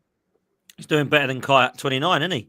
5 and 8. Give some respect to the manager. And honestly, if the manager had signed the right striker in the summer, we would not have had to been giving respect. You want to know something? Call me crazy. If Ben White and Timber are fit, I play them versus Everton to give them to give them some match fitness. You don't want these guys. You don't want these. You don't want their first game. Dad, let him keep doing this, bro. Because next season, yeah, I don't want to hear no excuses when we have more injuries than we've had this season for key players. Yeah, because by playing and rushing these players back for this Madrid game, it's not a final; it's a quarter final, by the way. And by the way, yeah, very quickly, bro, if I'm not mistaken, Man City won a treble with less players than what we currently have. Man City have got a world-class manager, mate. I think Mikel Arteta's up there as one of the best managers. You guys laugh. I love Miguel so much, man. I absolutely love Miguel. Christian, you Big agree Al, with me? If brother. I'm not mistaken. What does Arteta have to do to prove that he's among some of the best? Actually start winning major honours, mate, like the rest of them have. Do you know the only manager in the Champions League who ain't won a league title is Arteta? That's the final He's touch. a very, very good manager. He's still got a lot to prove, don't get me wrong, and a lot to do. But in terms of how he's built this squad, in terms of where he's taken us from and to, I got a lot of. He took us from 1.2 points off third in the Europa League final to 8th twice. No, And that was the pits of hell. He's back to second. Hold on. He started with a squad of clowns that we all didn't like. Okay, cool. Let's go through the squad of clowns then, Christian. Cool, let me finish. Emi Martinez or David Raya? One sec. He's a squad of clowns that none of us liked. I didn't enjoy. Doesn't matter if you liked them. It's personal preference. Did they win? Yeah, mate. Hold on, let me finish. I didn't enjoy going to the Emirates. I didn't love the team I was watching. Yeah, I didn't love any of those players. You didn't love Ozil. And I enjoy the football I'm watching. I love the team. So it's a personal preference. It's aesthetics, Christian. This is my point. So you're telling me that David Raya is a better goalkeeper. Last year. Nobody cares about the points. Yeah? We won nothing, Christian. Come on. No, but then why'd you bring it up for Liverpool? I'm talking about what we've won. I'm talking about what Mikel Arteta has done in terms of where he's taken us from and to. The level he's taken us from, we were in the absolute mud, to where he's taken us to. We don't lose it. When was the last time we lost against a big team? Nobody cares. When was the last time we beat Fulham? When was the last time? Yesterday. Once in 4. Yeah, but okay, I understand your arguments. Yeah, if the argument is we haven't won anything, of course the argument exists. I'm just arguing about why I like him and why I have respect for what he's done. Would you take any of our strikers over Aubameyang and Lacazette? Team that is challenging. Okay, no, but I wouldn't take any of those defenders or midfielders from back then. Well, the defenders won us a trophy, multiple trophies. Would you take Odegaard or Ozil? Ozil, thank you very much. Would you take Granit Xhaka in the 8 or Declan Rice in the 8? I wouldn't take the Xhaka that was. No. We're talking about the Xhaka that we all got gassed up about. The Xhaka that Mikel Arteta turned him into. Yeah, when Arteta came in, everyone hated Xhaka. Xhaka was shit. Fez, I agree. Xhaka was one of the worst players we've seen. Okay. When Xhaka left, he was one of our favourite players. Fez. Okay, hold on. So, would you take his rage quit again? This guy. He just texted saying he had to go. He did say. Would you take then? Yeah, right. William Saliba over Kolasinac at centre back, Callum Chambers at centre back, Rob Holding at centre back. Yeah, who else do we have? Mustafi at centre back, David Luiz at centre back. Would you take Saliba that we loaned out under this manager over any of them defenders? I'll take Saliba over all of those defenders. Thank you. So there's one fuck up he's done straight away because he played all of them over him and loaned him out. 4 years ago, yeah? The guy was, what was he, 19? You think he was ready to come in and start for Arsenal at that age? Yeah, he was. That's why we bought him. You don't know that. Well, I do, because Fofana was playing with him at St Etienne. And Fofana was getting gig at Leicester every week. Yeah, St Etienne, yeah, in France. Yeah, it's not the Premier League week in, week out playing at the top level. The guy it's not the top level, bruv. Okay, let me ask you a question very quickly, because you just said the Premier League's the top level. Now I'm going to shut up and let everyone else talk because I spoke too much, yeah? Real talk, yeah? You just said playing in the Premier League, the top level. So on that premise, you put the Premier League above La Liga, yeah? If you're about to argue that it's not the best league in the world. No, it's not the best league in the world. And I watch La Liga every week, mate. Right? It's clear. Your ball knowledge is awful. You think Harvey Elliott's a better player than Odegaard? Yeah. Yeah. Put your medals on the table. Show me a weak foot. Show me a first touch. Show me big moments, scoring crucial goals at big moments to step up to win your club football matches. Harvey Elliott's done that. Odegaard's never. My point. Anyway, my point is, so if we play PSG right now, do you think we're beating them? Because that league's shit, right? We've got a good chance. Beat them already this season 2-0. Yeah. Earlier in the season. Well, Since then. They didn't have Kvaratskhelia, 2 quality players. It'll be a closer game. I don't think it'll be a foregone conclusion. I think it'll be a good tie. Okay, and do you think we're beating Real Madrid over 2 legs? Because that's obviously a shit league compared to the Prem. It's worse league. Probably not. I don't think we're better. Okay, so Real Madrid, who have spent less than us in 12 years, yeah, with a mad injury record, by the way. 4 of their back 5, including goalkeeper, are out injured currently. Danny Ceballos, one of their best midfielders, is out injured this season right now. So that's a starter for them. Yeah, Mendy's a starter for them. Yeah, Militao's a starter for them. Carvajal's a starter for them. And Courtois' a starter for them. Are all out. What about last night? Yeah, they conceded 4 goals to Real Sociedad. Yeah, and guess what? Who's in the final? What? We can't score goals against them. We've got a chance. Please, Dan, do this show on the 16th or 17th of April, please. Yeah. He conceded I 4 watched goals that. to Real Sociedad. Christian, Arsenal respectfully, yeah. Leganes scored twice against him at the weekend. I watched it. Yeah, Leganes are 19th in the league, mate. Right? So that's 6 goals they've conceded in the last 2 home games, yeah? Yeah. 5-time Champions League winner Vasquez was getting booed all the way through the game yesterday. Yeah. Yeah. Oh, imagine that to Saka booing him. Yeah, oh, how toxic. Accountability worked. They won. When they were losing the game, yeah, Vinny Jr. went into fucking retard mode and just went ham, bruv. He was crap before that. Chat my line. Yeah. So they've conceded 6 goals to Real Sociedad, who are shit, and Leganes, who are 19th. No reason why we can't go to the Bernabeu and score at least 2 or 3 goals then. Thank you very much. I'm going for a piss. That's a nice segue, man, to talk about Real Madrid, because I know that we've got to look at Everton. Let me come to Kenny, then I'm going to bring Matty in. Kenny, talk to me. Real Madrid home and away. I didn't think we had much of a chance with Saka and Gabriel fit and Timber. Looks like they might not be 100% fit now. I still don't feel confident. And if I'm honest with you, I feel less confident. We've got a chance because it's knockout football. But how are you feeling now? Quietly confident? Not confident? What are you saying? Look, one thing I'm confident about is that Real Madrid are going to play Champions League Real Madrid. They're not going to be, playing emotionally and playing on the front foot like they did in their last 2 league games, because they will concede goals. One thing about our team, everyone knows my feelings on the manager. I think he shouldn't be here. I think he's had his 6 years and his time is up. One thing I will say is that in this competition, and even in our competition in the Premier League, one thing teams have done is when they underestimate us and they try to play expansively, we'll kill them. Real Madrid would know this. Even with the team that we have that is not as strong as it was last season, they're not going to be that stupid to play that way, to play the way they did yesterday. So I'm expecting Real Madrid to play 2 banks or 4, play like they did in the Champions League final in 22 and 24, and just manage the game and then wait till they get to the Bernabeu. And that's where I have my reservations about playing Bukayo Saka, because of the fact that there's going to be a lot of work that Bukayo Saka is going to be required to do, that we're going to need him for. We can't carry players. We can't just say, oh, yeah, he's there drawing the crown. No. There's times when Bukayo Saka's going to have to do his defensive duty. He's going to have to double up on Vinny Jr. And then when Jr. goes walkies and Mbappe gets in, he's got to do Mbappe. And sometimes it's going to be Jude Bellingham. I want horse for courses. I want 10 outfield players are fully fit. I can't risk Saka in that game. That's why I can understand the temptation to do that, but Real Madrid will definitely come out more in the second leg they were in the first leg. That's why I do think that even without 14, it would have been a big ask. But saying it now, I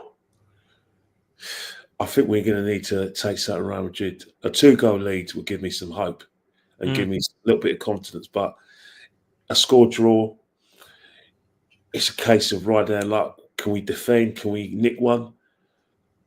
A 0-0, like it's basically like a 90-minute game in a return leg. But I really would like to take something to the Bernabeu. If we don't take something to the Bernabeu, then I'm going to have to make Real Madrid the hottest favourites. Yeah, I agree. I think it's got to be a convincing win at the Emirates. And if I'm honest with you, Matty, I don't know if we're going to get that, bro. I did a preview with Dave, and I won't spoil it yesterday. That's going to be dropping in the early week after the Everton game. And Real Madrid fans, to be fair, they're not buzzing that they've got Arsenal from what he's telling me. They're actually fairly nervous just because of how they've been playing inconsistently, conceding goals. They literally just find a way, though, Matty, and they stink their way through these competitions. They stink their way through games, and I just feel like they are still probably one of, if not the favourites to win this competition. And unfortunately, Arsenal got to get through them. What are you telling me over these 2 legs, bruv, now that we've got a few injury concerns?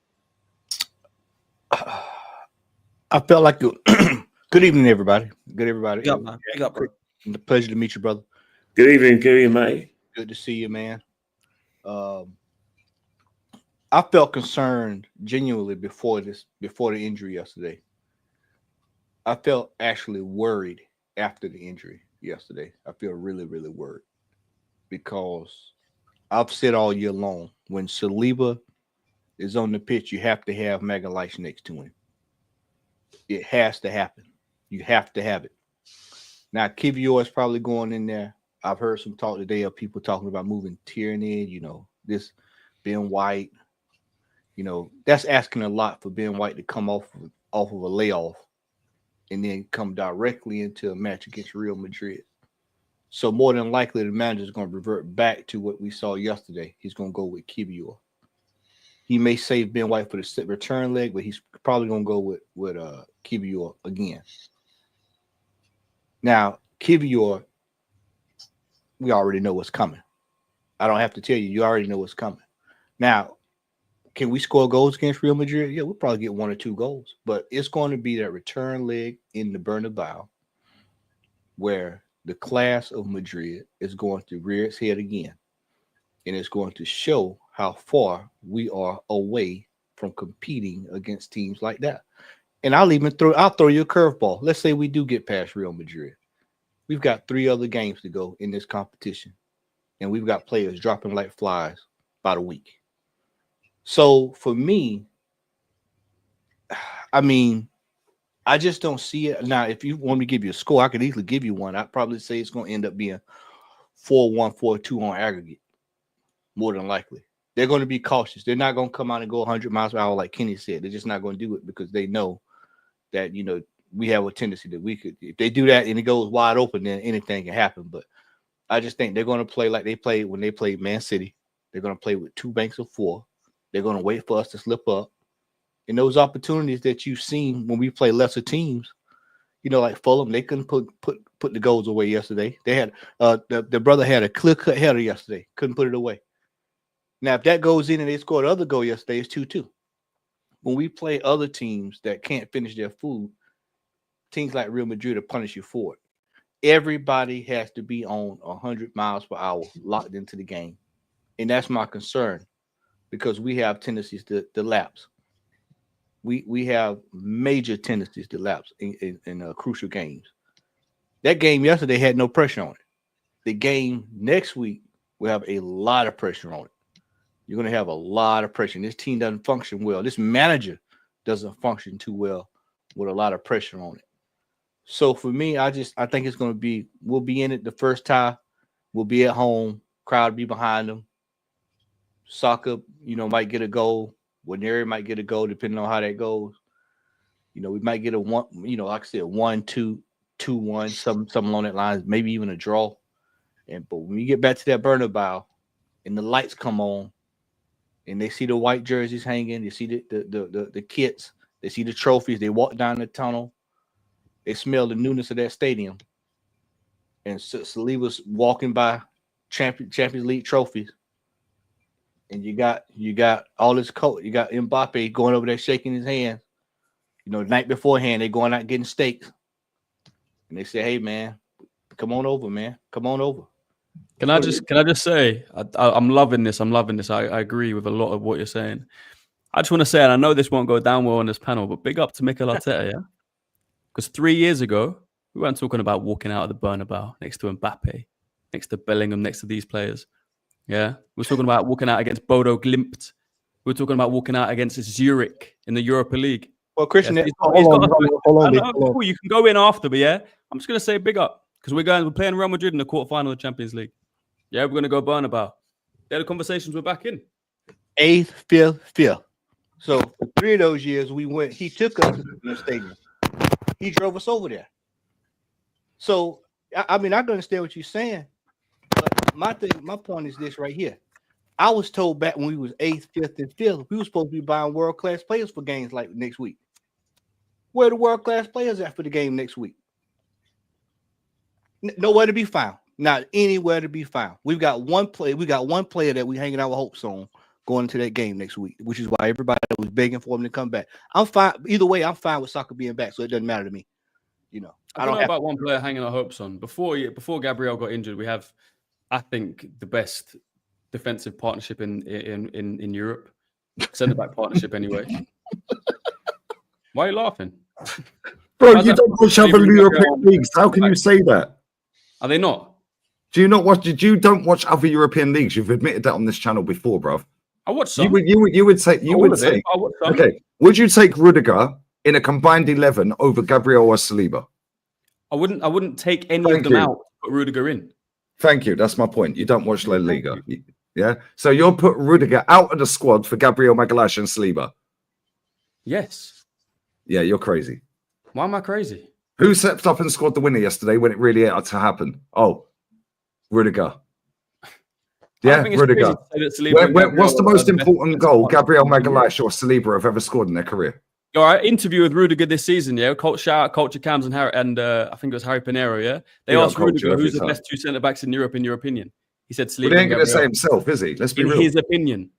All right, so if it's him, then he's first and those two. Okay, what about Bastoni? What about Bastoni? What about Bastoni? Do you watch Inter Milan? I'm talking about partnership, Lee.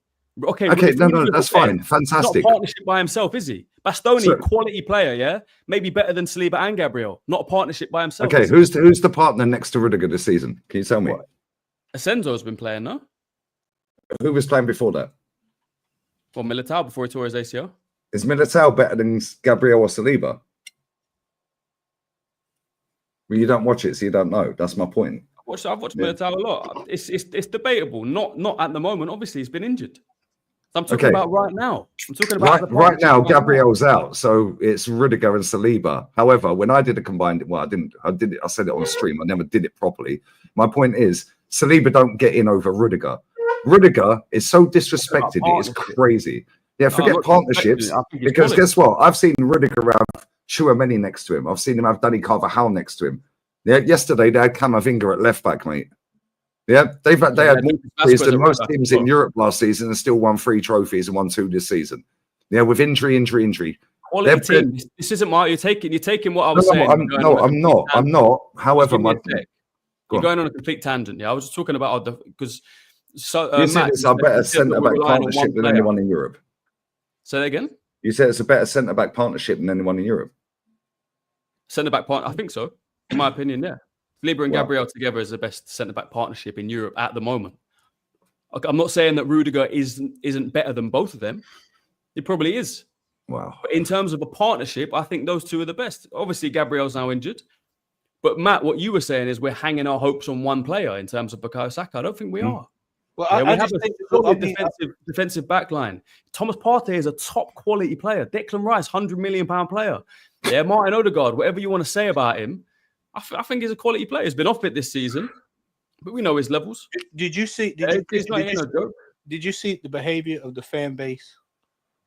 All right, let's go back. Let's take it back a little bit. Let's go back before Saka was coming back. It was kind of everybody was kind of we got Madrid. It's going to be tough. But the closer and closer we heard Saka was coming back last week, the fan base went up 10, 20, 30%. Of course. And now it's in overdrive. Oh, man, we get ready to roll over Madrid. Madrid are the reigning, defending champions. This is the problem I have with our fan base. A lack of respect for the other team. I mean, yeah, in your head, you might think you can beat Real Madrid. That's no problem. That's no problem. But to just say people think we're going to just pull up and just dominate them like that. Like I don't know who's saying that, though. I don't. It's just pick a channel on YouTube. They're all over YouTube. I mean, I see him getting up in the morning. I hear him driving. I hear him when I get through the photo shoot. I hear him in the grocery store.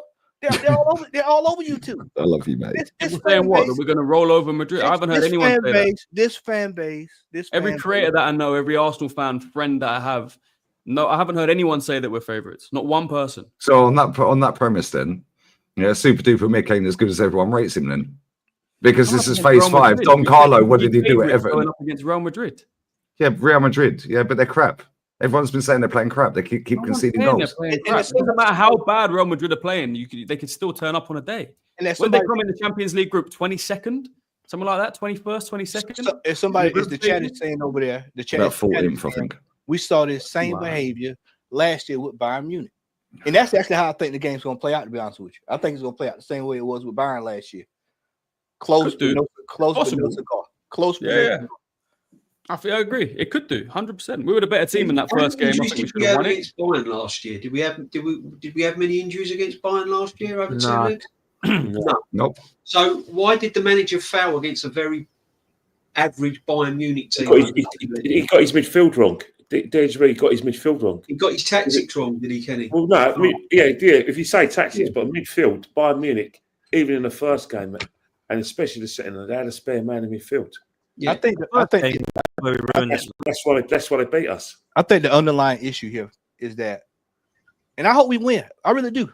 I hope we beat Real Madrid. We move on. I would love to see Champions League. I'd be the one, the first on this pound all day. You know, if he wins, it's Bill. Gabriel was starting against Bayern Munich in the first leg last year, by the way. Yeah. Well, Kivior that you said about 40 minutes ago, was a seasoned vet for Poland, international player. We need to put respect on his name. Yeah, we do. So why did you bring up him then? Because he's a seasoned vet for Poland. He's not good enough to be a starter for us. You know what's going on? Okay, so he's not a third choice. Who was the second choice? Third choice. Calafiori is the second choice. But he weren't here last season. Yeah, I'm not talking about that. You just said for Bayern Munich last season. Yeah, Kivior was starting. Calafiori was still at Bologna. Yeah, but Kivior started left back last year. So he was our second choice. Team. Tomiyasu started in that game as well. Oh, okay. Tomiyasu, yeah. Okay. Cool. Jorginho what about our world-class £100 million player Declan English, who got dog walked by Goretzka? He didn't. He got dog walked by Goretzka. No way. He got dog walked by Goretzka. In the second leg, it's debatable. In the first leg, it was good. Where was world-class Martin Odegaard, the captain, leader, ledge? Yeah, the world-class player that we have that Madrid binned after 11 games for their first team. Where was he? Because he was superb in the first leg, in the first half, and then all of a sudden he disappeared. Real Madrid sell good players. Why'd they sell Mesut Ozil, who you were just raving about? Okay, tell him. Did they bin him? Yeah, they did bin him. Yeah, they did. Do you know why they binned him? And I know that. It's on a documentary. Go and watch it, fella. That you were raving about. Did they bin him? Yeah, they binned him. So you were just raving about him. And no, I wasn't raving about him. I asked him, was he a market? I asked you, was he a market? He is better than Martin Odegaard. Yeah, I wasn't raving about him. What I was saying is he's better than Martin Odegaard. That don't mean that the standard's up here for that guy. He's a good player. Yeah, and he's walked into the Premier League and bagged about 8 goals in all comps since he's been here. This guy's played 3 games in the Champions League and scored 3 goals. Yeah, to get his team through into the quarters against PSG. Yeah, tonight he scored. Yeah, in the Prem to kill the game off. All 3 of their players tonight, by the way, Rashford, Donnell Malin, our ex-player from the academy, yeah, and him all scored, all market opportunities. Marmouche, market opportunity. Yeah, why couldn't we get him? It's a different tangent, Bo. I'm not. But my point comes back to what I was saying. Yeah, my point is, the way we dismiss these clubs is disgusting, and that comes back to what Matty was saying. Right, we overrate as a fan base. Not all of us, but a lot of our fan base that we see online, and we're all active online. We overrate our players. You said we got the best centre-back partnership in Europe. Mm-hmm. Yeah, cool. So how comes Liverpool win the league then? Why? Because they got the best forward in the world, apparently. Then, yeah. They've got a very, very good centre-back partnership as well. I'm sure a lot of Liverpool fans would argue that their defensive partnership is better than ours. They would, and it is because it's about to win the league. We've conceded less goals in the Premier League this season. They've had more clean sheets than us. So which one's better? It's either or, isn't it? That's my point. That's my point. We overrate finishing second and putting the pressure on, then cry about injuries. We're all gassing up that Saka's coming back. Oh, Saka's back. We're not talking about prime fucking Messi here. We're talking about a very good footballer. Yeah, that because we're on our arse, because this manager has mismanaged the funds for 5.5 years, that we're gassing up a geezer who ain't 100% fit, coming back into the team to try and save us against Real Madrid, yeah, who barely anyone watches, and goes, they're lucky. Oh, but it's Madrid. When we lose to them and we're out on the 16th, which we will be, there's no shame in losing to Real Madrid, the best team in the world. Really? How comes everyone's shoehorning 7-8 players in the team then on a combined 11? Yeah, because if they're better than us, surely it'll be all of their players in the team. They keep winning, we don't. Yeah, you said to me earlier, Christian. Yeah, Sociedad scored 4 against them at the Bernabeu. Nobody cares, bruv. Who's in the final? Yeah, when they were losing that game, and I said it earlier and I'll say it again, Vinny Jr. was dropping an astronomical biblical stinker. As soon as they started losing that game in the 60th minute or whatever it was, yeah, he went mad. Yeah, he went, nah, we ain't fucking losing today. That was Thierry Henry against Liverpool.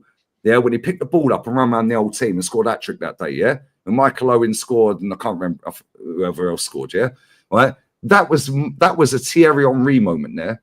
from Vinny. Vinny absolutely run the show as soon as they were losing. Jude Bellingham bangs the ball in the back of the net. Why ain't he shamelessly celebrating, giving it shush, karma, all that crap?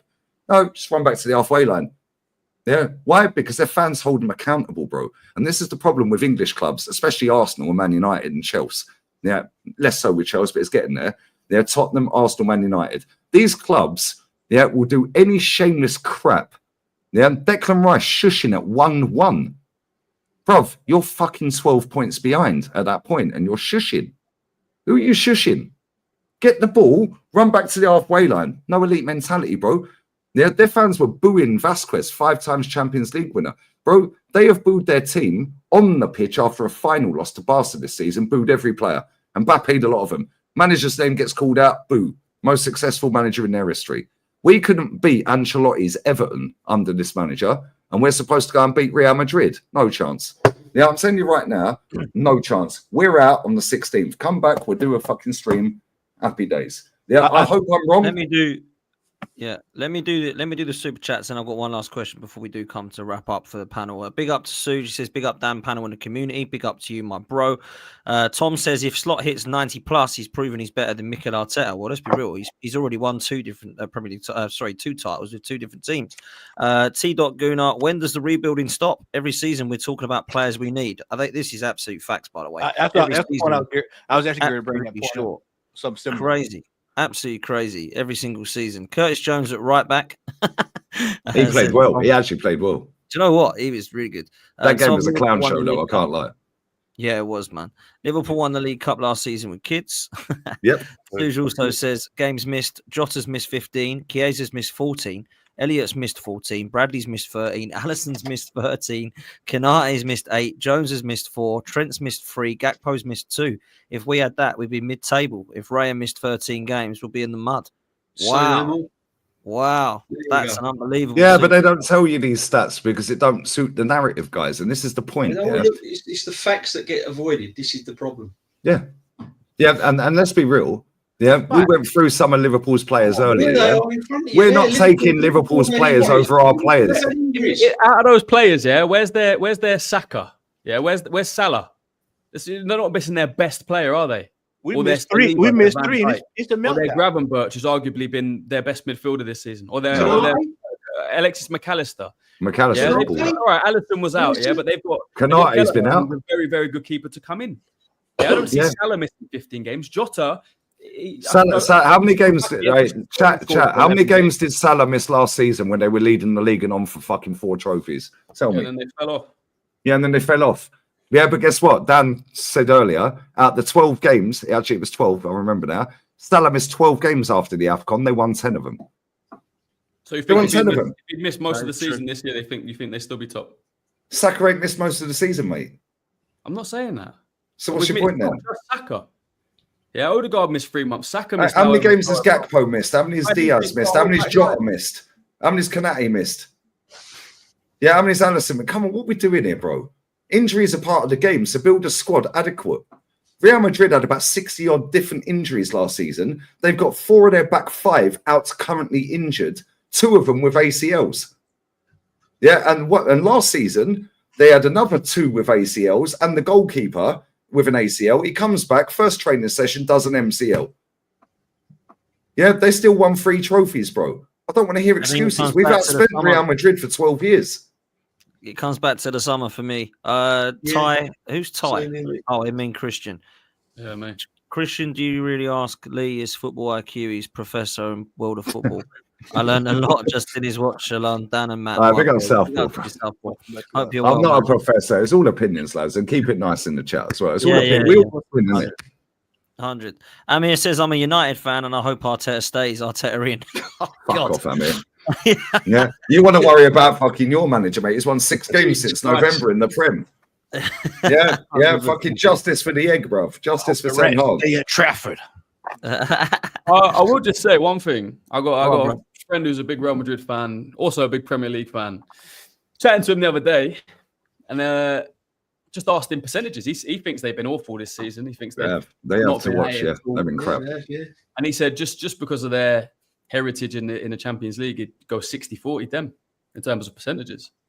So I'll tell you why I'll go 90-10. The Real Madrid fan who watches them religiously and watches the Prem saying that. I'll tell you why I'll go Don't be as 90-10. crazy as an Arsenal fan to then say. No. Listen, everyone's entitled to their opinion, and opinion is an opinion. It's not fact, is it? Yeah.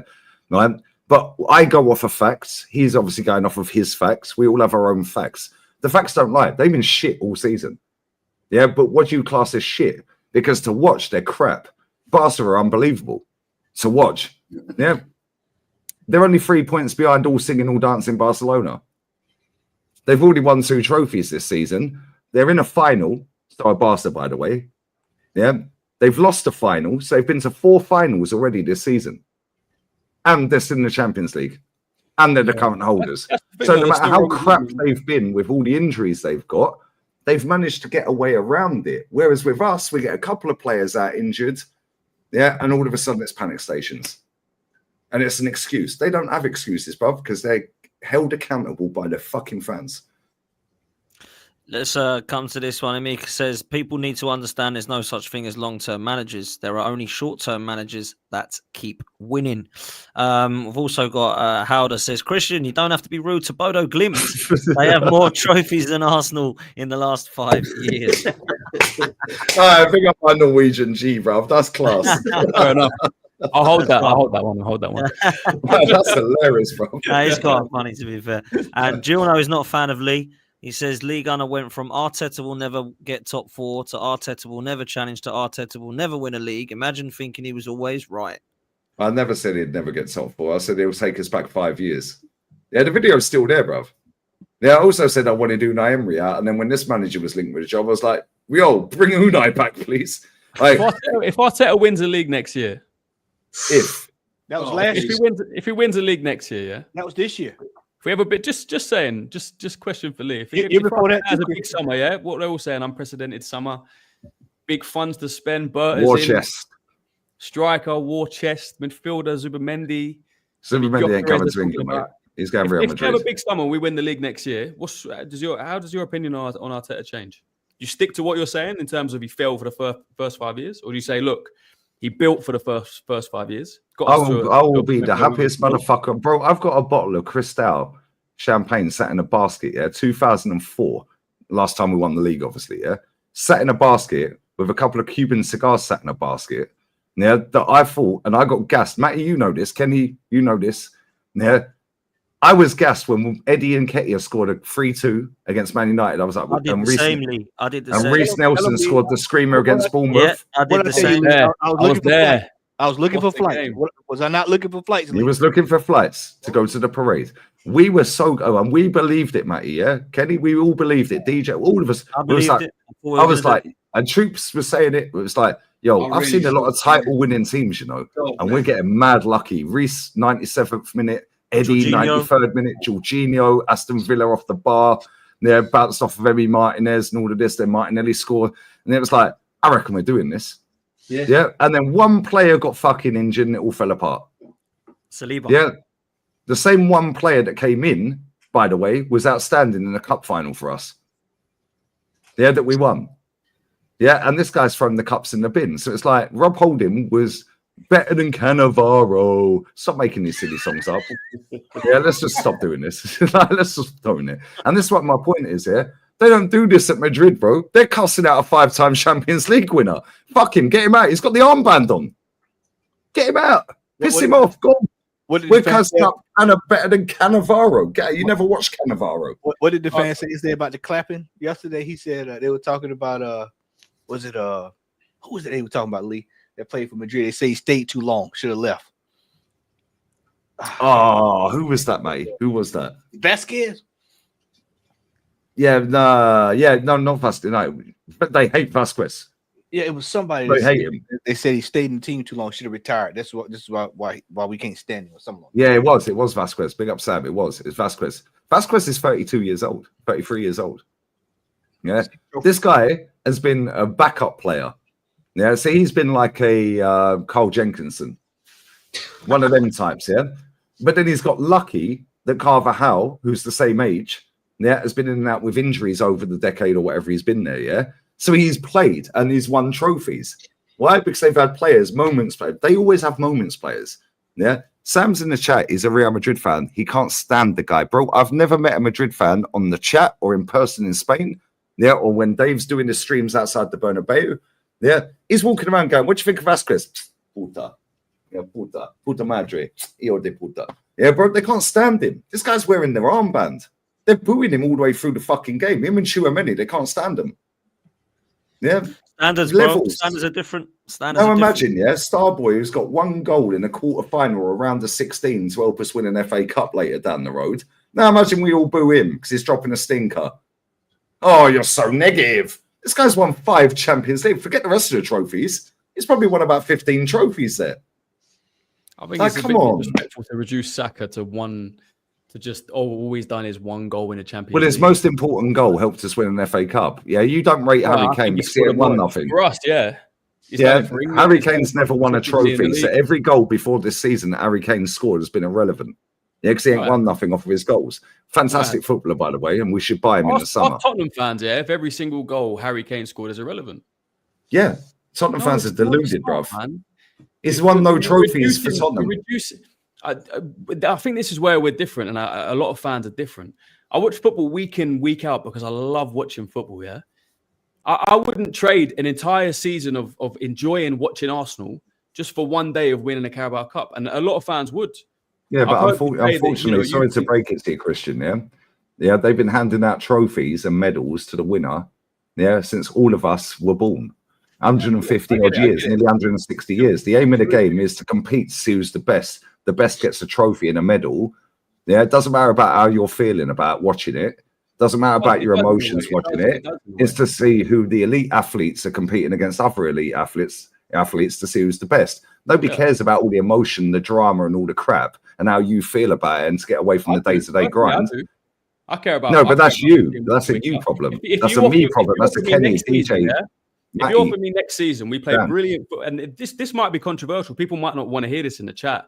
I'm not sure any of you guys will even agree with this. If you offer me next season, we have the season we had last year. We don't win anything, 89 points. We play some brilliant football.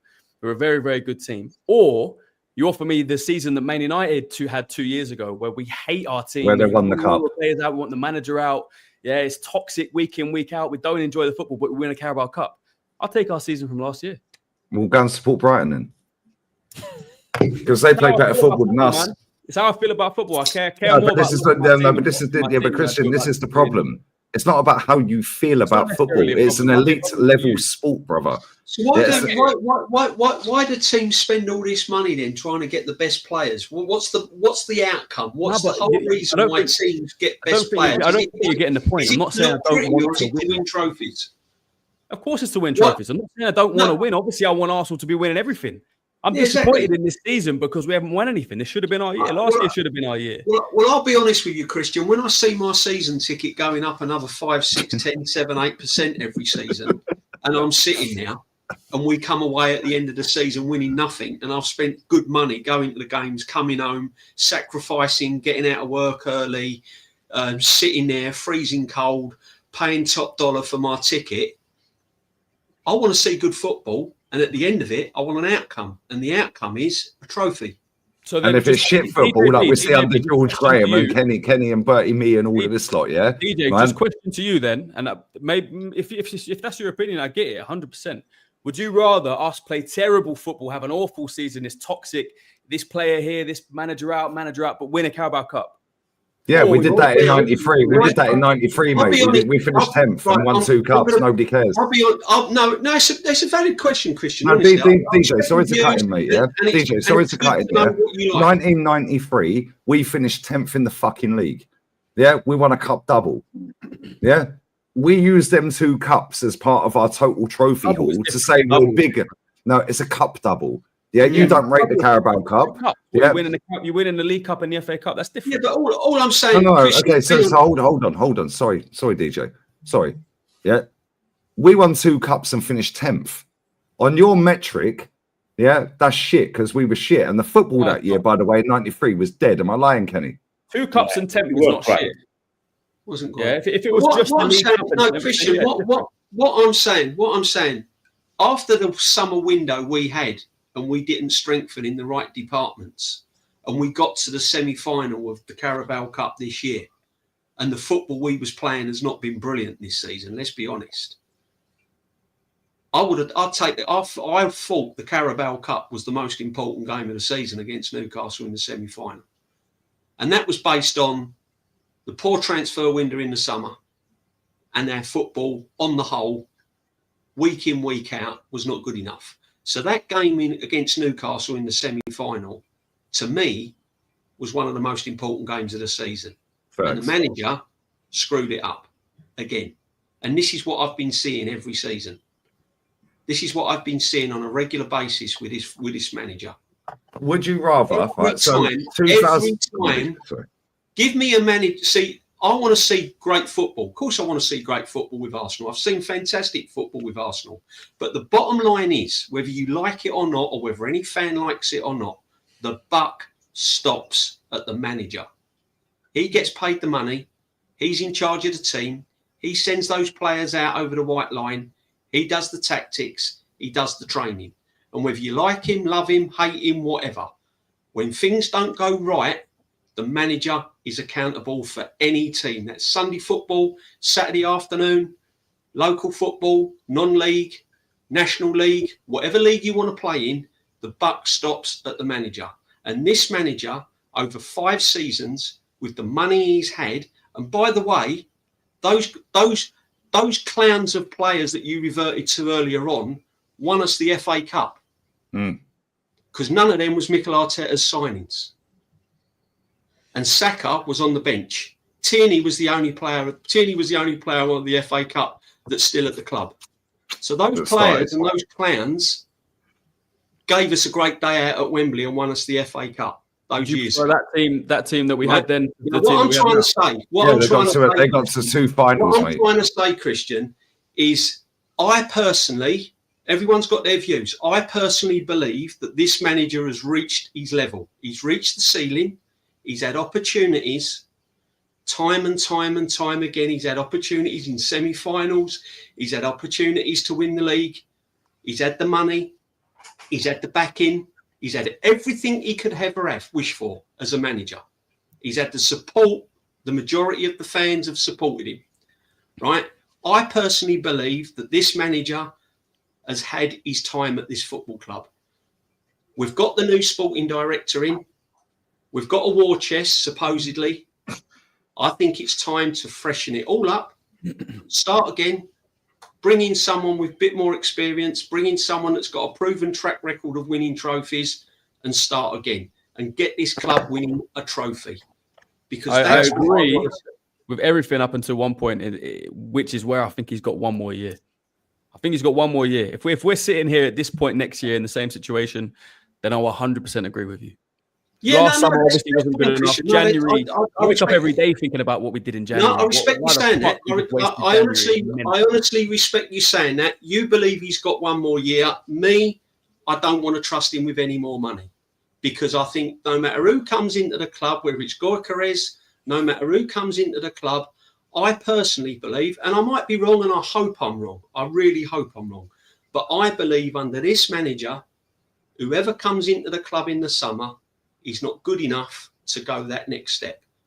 We might. Let me ask this. Sorry to cut in, DJ. Yeah. Let me ask this. Yeah. 2005 FA Cup final. We all remember that. We're all of a certain age. Yeah. We got absolutely bopped off the park by Man United. We won on penalties. Vieira's last goal for the club, winning penalty. Yeah. We were terrible. Yeah, we should have been banged 10-0 in that final. It's terrible, wasn't it? Yeah. Celebrate. What's better, Christian? Yeah. Losing in 2001 Michael Owen final, which I was at and cried all the way back from Cardiff. After we got handballed on the handball and all of that, we should slap them. Michael Owen comes off the bench and absolutely ruins us. Yeah. What's better? Losing that final, but we played good football. Yeah, or playing like a fucking scumbag club like Stoke, yeah, and getting banged and hanging on for dear life in 2005 against Man U and winning the cup. What's better? That's not my point, Lee. My point isn't a one-off game. So it's over an entire season. How you feel about an entire season? Yeah. So does league finish determine your feelings on the football club, but trophies don't? Is that what you're saying? To an extent. No, Wow. maybe no. Sorry. Hey, Not Christian, in terms of trophies, don't. It just into the example I gave is United 2 years ago. I don't know where they finished in the league. They finished third or something. No, they finished third and got a Carabao Cup. Yeah, then the next season, last season, yeah, they finished 8th and won an FA Cup, same as Arteta. So they finished third and won a Carabao. Yeah, inherited a mess that you've agreed is a mess. Yeah, then the next season, which was last season, the bald egg, finished 8th and won an FA Cup, which is what Arteta did. So factually, he's better. But you said you wouldn't take that because that's crap. I didn't say it's crap. I just said No, personally. you said you would take our last 2 seasons over theirs. Your words. You said it 5 minutes ago. I just feel we all want to see great. So you'll take no trophies over 2 trophies. You don't live in England, yeah? I go to games week in, I've week been to out. over 500 games. I don't want to go to to doing it. Huh? I've been to over. Was you in Ostersund, bruv? Like, what are we doing here?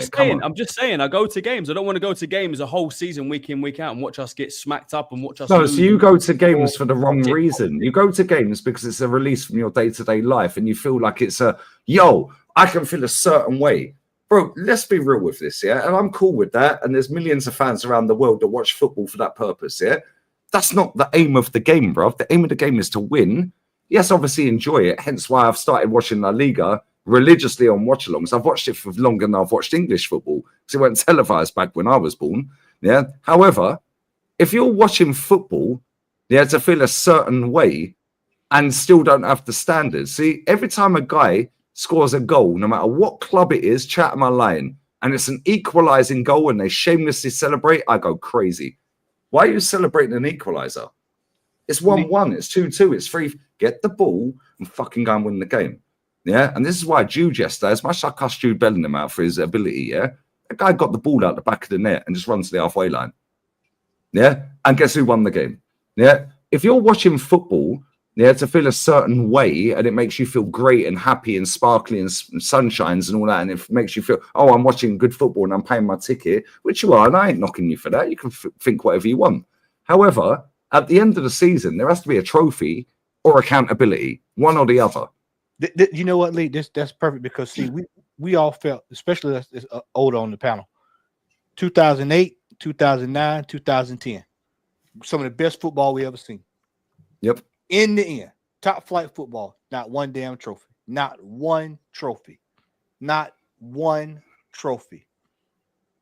So for us, a lot of us, it's, hey man, we've been down this road before, and a lot of us. I was in my 20s the last time Arsenal won a Premier League trophy. You had hair, mate. I had hair.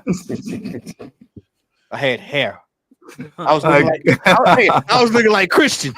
I actually was. I was looking like Christian. Right, Jezza was looking like Christian as well. We've seen the picture. Kenny, we've seen the picture. Yeah, DJ Jezza was looking like Calafiori, bro. Oh, mate, Jezza was looking prime Calafiori. In all seriousness, Christian said he has a year. I don't think he has a year. I think he's got the first 20-25 games. And if we're finding ourselves slipping into what we're into this year, I think they're going to probably go ahead and he'll probably ways and mutually. He's about to go 4 years without a trophy lately. He's going to be out of that too. They're going to dump him out. I That's think the only other club in Europe that has gone that long, other than Arteta, a massive football club, which they are. Yeah, he's bottled everything this season. Yeah, I'd take him at Arsenal right now. I was thinking about this earlier, before the stream. Is there a world where at some point next season we end up with Atletico Madrid sporting director and Atletico Madrid manager? Hopefully. I can't wait because these fans, will cry their fucking heart out, mate. Yeah, and they won't give him 5 years. They won't give him 5 years. They won't come in after this guy. Whoever comes in after Arteta, the fans, I don't know what they're going to do, man. We've all seen it, Dan. We've all seen it, Dan. We all see it with Unai. I was going games back then. They didn't back Unai after Wenger left. Who was at the games, lads? Yeah. Let me do the super chats before we close because we do have to wrap. We're over 2 hours now. Where are we? This no work rate, Dan. Oh, mate, I don't do night shifts like you, bro. 6:40. Lee last night. I was thinking, why the hell do you keep? I going text it. I don't know. I texted him at 6:40 in the morning. I was like, Dan, I've just finished backstage with the lads here. Kenny must be sick and tired of me. We've been on all night with each other, haven't we, Ken? That's why I move in together, lads. Hey, Kenny, by the way, I saw you on the. I was watching the Eduardo documentary. I saw you. You on kept there. that a secret as well, Kenny. I did. I did keep it. It got filmed after the Ipswich game. I was just shocked to see him. He was just standing there. Went, I got it. What's Eduardo doing here? And I think, all right, let me just go and talk to him. And I didn't even know it was Premiership, stories. I was just talking to a player that I felt. Kenny, Kenny, was he one of your worst 20 players? What's that? We're doing part 2 with Jez on the History Channel next week. Is Eduardo in one of your worst 20 players? Eduardo, the goal scorer, no chance, mate. No chance, mate. Really good player. I liked Eduardo, man. Eduardo or Mikel Merino? I was only joking, man. He's still giving it. Dan. To Lee. He says, obviously, Lee's entire shtick is protecting his agenda. You can't scream you were right when it's obvious. You know this guy. Hey, Dan, sorry to cut in, mate. This guy's been talking about how many GCSEs people should be having. He keeps asking people in backstage, have you got any GCSEs? I was thinking, hang on here. He's probably one of those guys who's not allowed to play any sports or do anything because he's got to study for his exams. But, Hey, Dan, if Eduardo had not went down, I would safely say we would have walked the league that year. 100%, bro. 100%. And Dan Gallas said would you be can't right. scream you were right when it's obvious he's not as crap as you made him out to be. Chelsea fan, bruv. Nailed on that Chelsea fan. Gilno Curry. Bless up to you, Maggie. Guarantee you're trusting the Blue Lake, Blue Co, whatever they're called, process, mate, with Maresca. Good luck. 100%. You've grown up your entire life watching Roman Abramovich hire and fire everyone and win everything. Yeah. However, they are now linked. Chelsea are linked massively with the Villarreal striker Tierno Barry. So I hope they get this 20. Right, man, like Bazza, bro. Hey, go and look at his goal at the weekend. Oh my fucking days! Tell me a player in the Prem that scores that goal. Is he good? I don't even know who he is. He's all right. He's a problem. He's a bit clumsy, but bro, he's about 8 foot tall and he's like Kenny Ken, bro. You need to stop signing. He's Kenny Ken with pace. do you know? He keeps on talking about. I'm crying because I've got no GCSEs. Oh, jeez, it must have been my twin brother who's getting his graduating from UCL in 1996. Oh well, I suppose they just let anyone in. I probably got me degree from the Aldi then, mate. Right, mate, you got it. You Tom got says it. Back of the cornflakes box, mate. Christian is loving the process, not the end game. To be fair, Christian's giving his reasons as to why he feels that way. Howdy says, It's cool though, man. Yeah, but he's just mad deluded on some of his takes, and he probably thinks we are. It's all opinions, isn't it? It's all opinions. Yeah. All opinions, Of course it is, man. Yeah, of course it is. 100%. Howder says, Dilap, Gyökeres and Ekitike, how do you think these transfers will happen? Ekitike is like Bambi on the ice, scores a lot in Germany, fears a new Darwin if he's coming to Liverpool. No more about Hugo. I don't know anything about Hugo Ekitike. I don't watch that league. I hear good things. I hear like he's got like Isaac attributes or potential. I don't know enough about him. Hey, Dan, can I just ask a question? Go on, bro. Don't you think that you know that something's different happening here? Before Better came to the club, we were only linked with Sesko. Now we're linked with everyone. Now we link with Gyökeres, your boy. Yeah. We link with. Yeah, but it's the same PR machine. I see a top gooner earlier, posting out, oh, this is what Atleti were doing. Berta uses the mainstream media, to sway the other teams. Okay, mate. Well, I live here and I've lived here nearly 6 years, mate. Yeah, I've never seen Atleti linked to 200 players in a summer window. Never. Because they don't do PR in this country. Win or fuck off. They don't do top 4 race. They don't do fucking, the great escape. The top 4 races heated. They don't do that crap here, bro. I've never seen Atleti linked to 200 players in the summer window, and I live here.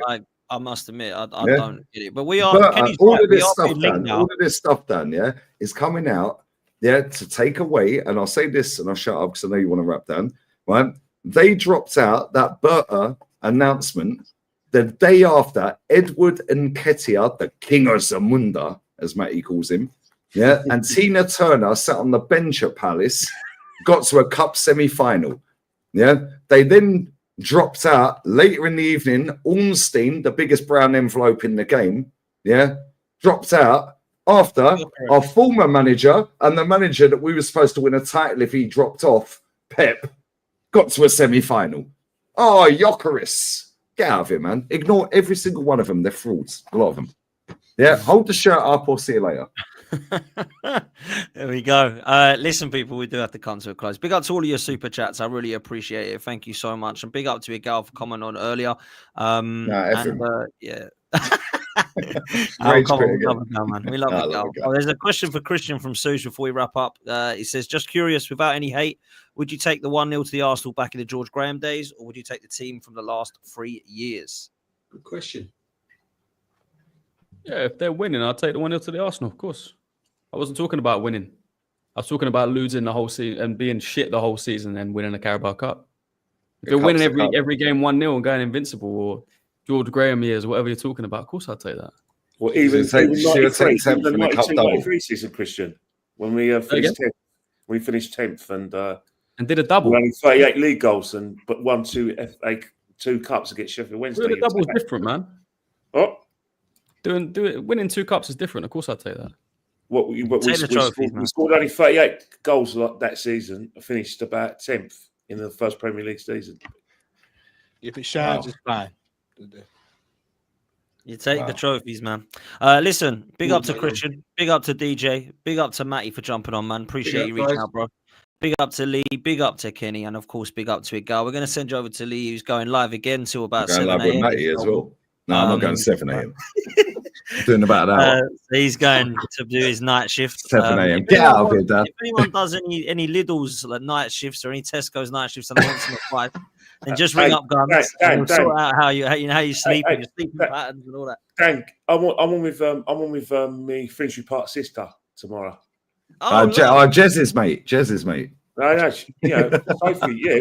We call each other brother and sister because we're both from Finsbury Park. We call ourselves the Finsbury Park Massive.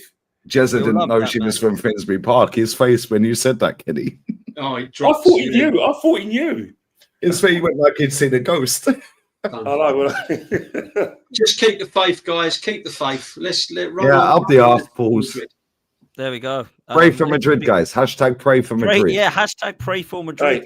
Hey, my advice. You know what? Turn up early next Tuesday. Well, the Ashburton Army, your mates, have posted out that they're going to do a walk. At 7:15 in the evening. Don't film it though, because they don't want anyone to film it. Apparently, right? And they're going to do a walk, and it's going to be the loudest, best ever night, and it's the biggest game we've had in recent history. Yeah, do you know why? That's because our manager shits, bruv. Shout out Mikel Arteta. And with that, we will end. Real Madrid, baby. Finals Champions League, back to back. Roberto Di Matteo, mate.